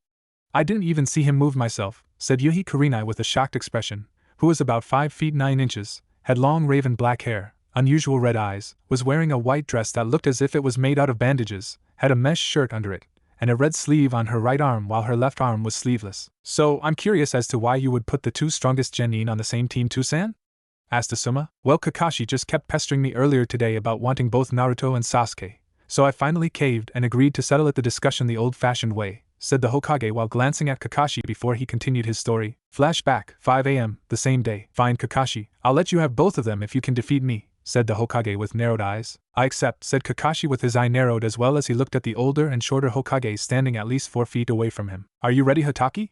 Said the Sandame. I was born ready, answered Kakashi. Then so be it, said the Sandame, as he and Kakashi both took a fighting stance while bringing their right arms back before thrusting their arms in the middle of each other while saying rock, paper, scissors, says shoot. Looks like I won, Hokage-sama, said Kakashi with an eye smile, since he was using paper and the Hokage was using rock. Fine, you can have them both, said the Hokage with a sigh, and flashback. And that's what happened, but I still think Kakashi cheated somehow, said the old Hokage, which just made everyone's sweat drop at the end. Kakashi was just leaning back on the wall while I smiling while he thought you'll never know that I used a one-way headband, which is just like a one-way mirror, so I was able to use my Sharingan without you knowing, in order to see what hand sign you were going to use in our little battle before you used it, which let me counter you and win. Anyway, all of you should probably get going and meet your new teams, so dismissed, said the Hokage, as he dismissed everyone with a wave of his hand. So, I have an hour break for lunch, said Naruto, as he walked outside of the academy while pulling a stick of Poke out of his sleeve and started eating it while he thought Anisen was right when he told me that Poke is the best, and that's when he saw Mocha and Mizore waiting for him by a tree, with Mocha sitting on a swing attached to one of the stronger branches. As Naruto walked up to them, Mocha asked, so how was it, Naruto-kun? It went fairly well except for the fact that I was put on the same team as Sasuke Uchiha and a load and weak little girl, said Naruto as he looked Mocha and Mizore. How about we just go get some lunch, Naruto-kun, seeing as you only have an hour till you have to meet your sensei, asked Mocha, while she was swinging lazily on the swing. How about we have some ramen? I've heard some people saying that Ichiraku Ramen Bar is the best in town, said Mizore. Then let's get going, said Naruto. As the three walked through the village to Ichiraku, Naruto noticed a lot of the men were staring at Mocha and Mizore while they all tried to take a peek up their skirts by bending down a little, and it was really starting to piss Naruto off, and the only indication of that was that his eyebrows started twitching in irritation every so often until one idiot decided to come up to Mocha and say, hey cutie. Why don't you leave this little squirt and come with me? I'm flattered, but I'm with Naruto-kun, so if you could please move out of the way, said Mocha as she grabbed Naruto's hand and walked past the guy until he grabbed her shoulder and yanked her back so she was facing him again. And at this point a lot of people were starting to watch what was happening while they all thought, isn't that kid the famous Naruto Kachiki? If you wish to keep your hand then I insist that you let Mocha-chan go, said Naruto, as he drew his sword and placed it by the guy's wrist before anyone could see. Oh, stuttered out the guy, as he started to become slightly intimidated as he looked at Naruto's piercing blue slitted eyes, and after he apologized to Mocha on Naruto's request, he ran away as quickly as possible in hopes of getting as far away as he could from the scary kid. Thank you for helping me, Naruto-kun, said Mocha, as she smiled at Naruto. You should know by now that neither you nor Mizore-chan ever has to thank me for helping, said Naruto, before the three of them started walking to Ichiraku again. So this is the place you were talking about, Mizore-chan, stated Naruto, as they arrived at the ramen stand before going in, and each taking a seat at the counter with Naruto sitting in the middle of Mocha and Mizore. Welcome. So what can I get you three? Asked the middle-aged ramen chef as he was facing the other way, and when he turned around his eyes widened before he said, "You're Naruto Kachiki." The guy Hokage-sama said was the real Naruto. Yes, that is true, and I heard that your restaurant has the best ramen in town, so we decided to try it, said Naruto, while facing the chef. So, what would the three of you like then, said the chef with a smile. I'll have the seafood ramen special, stated Mizore. I'll have the beef ramen special, and could you make the beef rare please? Asked Mocha, which she received a nod of confirmation from the chef. And I'll have the chicken ramen special, stated Naruto. I'll have your orders done soon, said the chef. I am in no rush, so take your time, said Naruto, which the chef just nodded at. But Naruto-kun, don't you have to be back in the academy within an hour? Asked Mocha with a confused expression. Normally yes, but the sensei my team has been given is normally a few hours late, so we have plenty of time, said Naruto, while Mocha just nodded in understanding. Sasuke and Sakura were currently sitting in their classroom where they were supposed to meet their new sensei, and they were both completely pissed off because they've been sitting there for the past 2 hours, and neither their new sensei or Naruto were there. Where the hell are they? Screamed out Sakura at the top of her lungs, while Sasuke just sat there calmly while twitching in aggravation every now and then. Looks like we got here just in time, said Naruto with a smirk, as he saw one Hatake Kakashi walking up to the entrance of the academy. As Kakashi saw Naruto and 2 unknown older girls walking towards him, he gave them his patented eye smile while saying, "It's nice to see you again, Naruto." Well, I mean, it's nice to see the real you again. Also, it seems that you remembered that I like to be a few hours late. Yes, it's nice to see you again too, Inu-san. And yes, I still remember how you like to be fashionably late, said Naruto while looking at Kakashi. I always did like how described my lateness. But anyway, who are your gorgeous friends, said Kakashi, while looking at Mocha and Mizore, and with that compliment Mocha and Mizore couldn't help but blush a little at the praise. My name is Akashiya Mocha, and my name is Shirayuki Mizore. Well, what kind of relationship do these 2 pretty girls have with you, Naruto? Asked Kakashi, as he looked at Naruto. Well, they are, stuttered Naruto before he looked back to Mizore and Mocha with a silent help me look in his eyes, which Mizore decided to do as she said, I and Mocha are Naruto-kun's girlfriends. You have 2 girlfriends? Yelled out Kakashi in shock, but on the inside he was thinking these 2 girls have an unusual chakra signature, I'd better keep an eye on them. It's a long story, so just don't ask, said Naruto with a sigh. Kakashi didn't ask any questions like Naruto asked, but he still couldn't help but think lucky son of a bitch. And at that moment they all heard a scream of where the hell are they. It seems we should make our presence known before Sakura starts going crazy and begins destroying the classroom, said Naruto, as he, Kakashi, Mocha, and Mizore started walking into the academy. Hey Sasuke-kun, look, someone's coming, said Sakura, as she and Sasuke heard footsteps getting closer to their room, and that's when the door opened revealing Kakashi, Naruto, Mocha, and Mizore. Where the hell have you 2 idiots been, and who are those 2 girls? Screamed out Sakura, as she looked from Kakashi and Naruto to Mocha and Mizore while thinking those 2 better not be trying to steal my Sasuke-kun. And what's with pink-haired girl? I am the only one in Konoha that's supposed to have pink hair, Issei. Sasuke also couldn't help but be a little curious about whom these 2 new girls that were hanging around Naruto were, and as he looked at Mizore he couldn't help but think with a slight blush, she's really cute. Well, my first impression of you 2 is that I think you're a bunch of idiots, so meet me on the roof for introductions, said Kakashi, before he disappeared in swirl of leaves along with Naruto, Mocha, and Mizore, who also disappeared, Naruto using flash step, Mizore disappearing in a swirl of snow, and Mocha disappearing in swirl of flames. Sasuke-kun, is it just me or are we the only ones that don't know some kind of teleportation jutsu? Just shut up, Sakura, growled out Sasuke, considering how irritated he was with being outdone by Naruto, who did know some kind of quick teleportation technique and he didn't, or at least he thought it was a teleportation technique. But his scowl quickly turned to a grin as he thought, you may not be the same Naruto that I've known for the last 5 years, and you may even be stronger than me for now, but a loser is still a loser. And once I get the Sharingan I'll just copy all of your precious techniques. When everyone arrived at the roof they all took a seat in front of Kakashi, who was leaning on the building's metal railings. Well, now that we're all here, why don't we start with introductions? asked Kakashi. Kakashi-sensei, could you maybe going first so we have an idea of what you want us to say? Asked Sakura. Okay, well, my name is Hitaki Kakashi. I like a lot of things. I don't dislike many things. Dreams for the future, well, I never really thought about it. And as for hobbies, I have lots of hobbies, said Kakashi with a nice smile, which just made everyone's sweat drop while thinking he didn't tell us anything but his name. Except for Naruto, who was thinking same old Kakashi. Well, you're up next, Pinky, said Kakashi while pointing at Sakura. Which one? Asked Sakura, as she glanced at Mocha. The one I'm pouting to, said Kakashi while thinking, was she really the smartest girl in the academy? Well, my name's Sakura Haruno and my likes are, glances at Sasuke, my dreams for the future, glances at Sasuke again, while blushing, and my dislikes are Naruto Kachiki, shouted Sakura. How could you not like me even though we have never met? Asked Naruto with a raised eyebrow. Because Sasuke-kun has to share his title of Rookie of the Year with some no-talent loser like you, who probably isn't even half as strong as the rumors say you are, shouted Sakura. With that said, Naruto just leaned over to Mizore while whispering, if I ever tried to kill her, please restrain me. Don't worry, Naruto-kun. If you ever want her dead, I'll do it for you, said Mizore, who was also whispering, and that just made Naruto smirk. What are you two whispering about? Asked Mocha with a curious expression, as she leaned over in the middle of them. We were just thinking of ways to possibly kill Sakura. That's not very nice, Naruto-kun, said Mocha. Naruto just shrugged at her, which just made her pout. You look really cute when you pout like that, Mocha-chan, said Naruto, which just made Mocha blush and look the other way. That's when Naruto heard Kakashi say, it's your turn, Naruto. Looks like I missed Sasuke's introduction, but it was probably only something like I will kill Itachi and avenge my clan, thought Naruto. Well, I don't really have anything to say to you people, said Naruto with a sly grin on his face.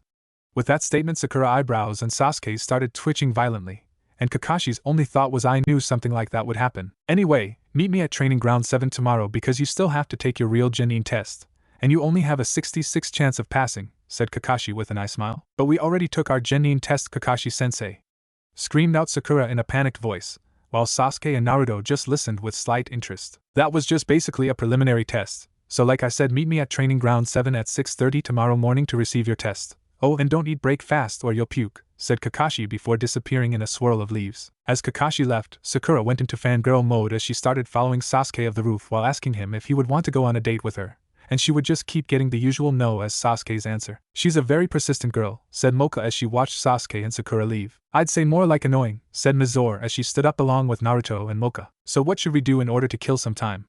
Asked Naruto. How about we walk around the village and have a shopping spree, said Mocha cheerfully while punching the air above her. Sounds fun, said Mizore while smiling. Sounds good, said Naruto, and that's how the three spent the rest of their day, with looking around the village, going shopping for new clothes and other odds and ends stuff. All in all, the three of them had a good time. Today was the day for Kakashi's test, and it was also the first day that vampire Mocha, silver-haired Mocha, came out from the seal for her 2-day-a-week worth of freedom from the Rosario. It was 6 o'clock at Training Ground 7 and Naruto was currently sleeping while sitting between Mocha's legs, and resting his head against her left shoulder while she just leaned her cheek against his head, and had her arms wrapped around his waist while she just enjoyed the peace and quiet, as well as the feeling of holding Naruto, because since she only came out from the seal 2 days a week, she made sure to enjoy the time she got to spend with him in those 2 days. Mizore was also sitting down sleeping while she was leaning against Mocha's right shoulder. About 20 minutes later, Mocha noticed Sakura walking into the training ground. And yes, Mocha knows who Sakura is because even when she's inside the seal, she can still see what's going on in the outside world through the other Mocha's eyes. When Sakura got into the training ground, she couldn't help but wonder where that pink-haired girl from yesterday went and who this new silver-haired girl was, but considering how tired she was and the fact that she could care less about it, she didn't bother asking any questions. And that's when she went off looking for her Sasuke-kun, and eventually found him sleeping in a tree about 30 feet away from where Naruto was currently sleeping. And she just decided to take a seat under the tree and go to sleep herself. 4 hours later at 10 o'clock, Kakashi finally showed up. Sorry guys, but I kind of got lost on the road of life, said Kakashi sheepishly. Liar! Yelled out Sakura, as she stood and pointed dramatically at Kakashi. And with all that noise, Naruto, Mizore, and Sasuke were all woken up from their nice sleep. So it looks like you've finally arrived, Kakashi, said Naruto, as he, Mocha, and Mizore just stayed in the same positions they were in, considering they were all too comfortable to move just yet. Also, Sasuke jumped out of the tree he was sleeping in and walked over to the group. But before Kakashi could say anything else, some boy that looked about 12, had short black hair, pale skin, black shirt that stopped just above his belly button, black pants, about Sasuke's height, and he had a short sword behind him going across on his waist. Hello Kakashi-sensei, my name is Sai and I'm taking Kuchiki-san's place on Team 7, said Sai, as he handed a letter from the Hokage to Kakashi. And here I was looking forward to having Naruto on my team, thought Kakashi with a sigh, after he read the letter. It seems that the Hokage would like to see you and your 2 girlfriends as soon as possible, Naruto, said Kakashi. So, I guess this means we won't be on the same squad after all, Kakashi, said Naruto, as Kakashi just nodded with a disappointed look on his face, or the part of his face that was visible at least, and after that Naruto, Mocha, and Azor all stood up and disappeared with their signature teleportation techniques, or in Naruto's case just his unmatched speed. So I guess now that that's over, we should be getting started with that little test I mentioned yesterday, said Kakashi with an eye smile. The Hokage was sitting in his desk doing his usual paperwork, until he heard a knock on his door. Come in, called out the Hokage, as he scribbled away at the never-ending paperwork, and with that Naruto, Mocha, and Azor walked through the door. Just the 3 people I wanted to see, said the Hokage with a smile on his face. What did you want to see us for, Sarutobi-san? Asked Naruto, as he and the girls took a seat, but since there was only 2 seats, Mocha picked Naruto up and put him in her lap, and all Naruto could do was sigh, as he said, you really do like treating me like a child, don't you, Mocha-chan? I'm surprised that you even have to ask, said Mocha while smirking, before she nuzzled his neck a little, which just made Naruto turn crimson.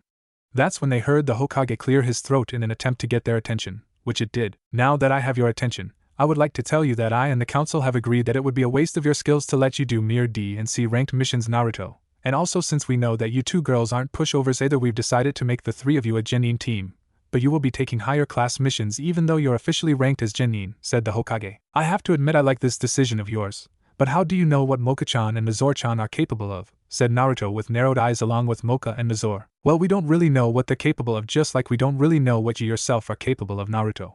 But we can sense that their chakra signatures aren't exactly human, so that leads us to believe they are demons. But we really don't care about that because as far as we are concerned we know that you are on our side, stated the Hokage. Understandable, said Mocha. So, that's why I called you here, and also because I have your first mission, which is an S-class assassination mission, said the Hokage seriously. Who is our target? Asked Azor. The Sandaime looked at the 3 of them with a stern expression and narrowed eyes before saying the Yondaime Mizukage.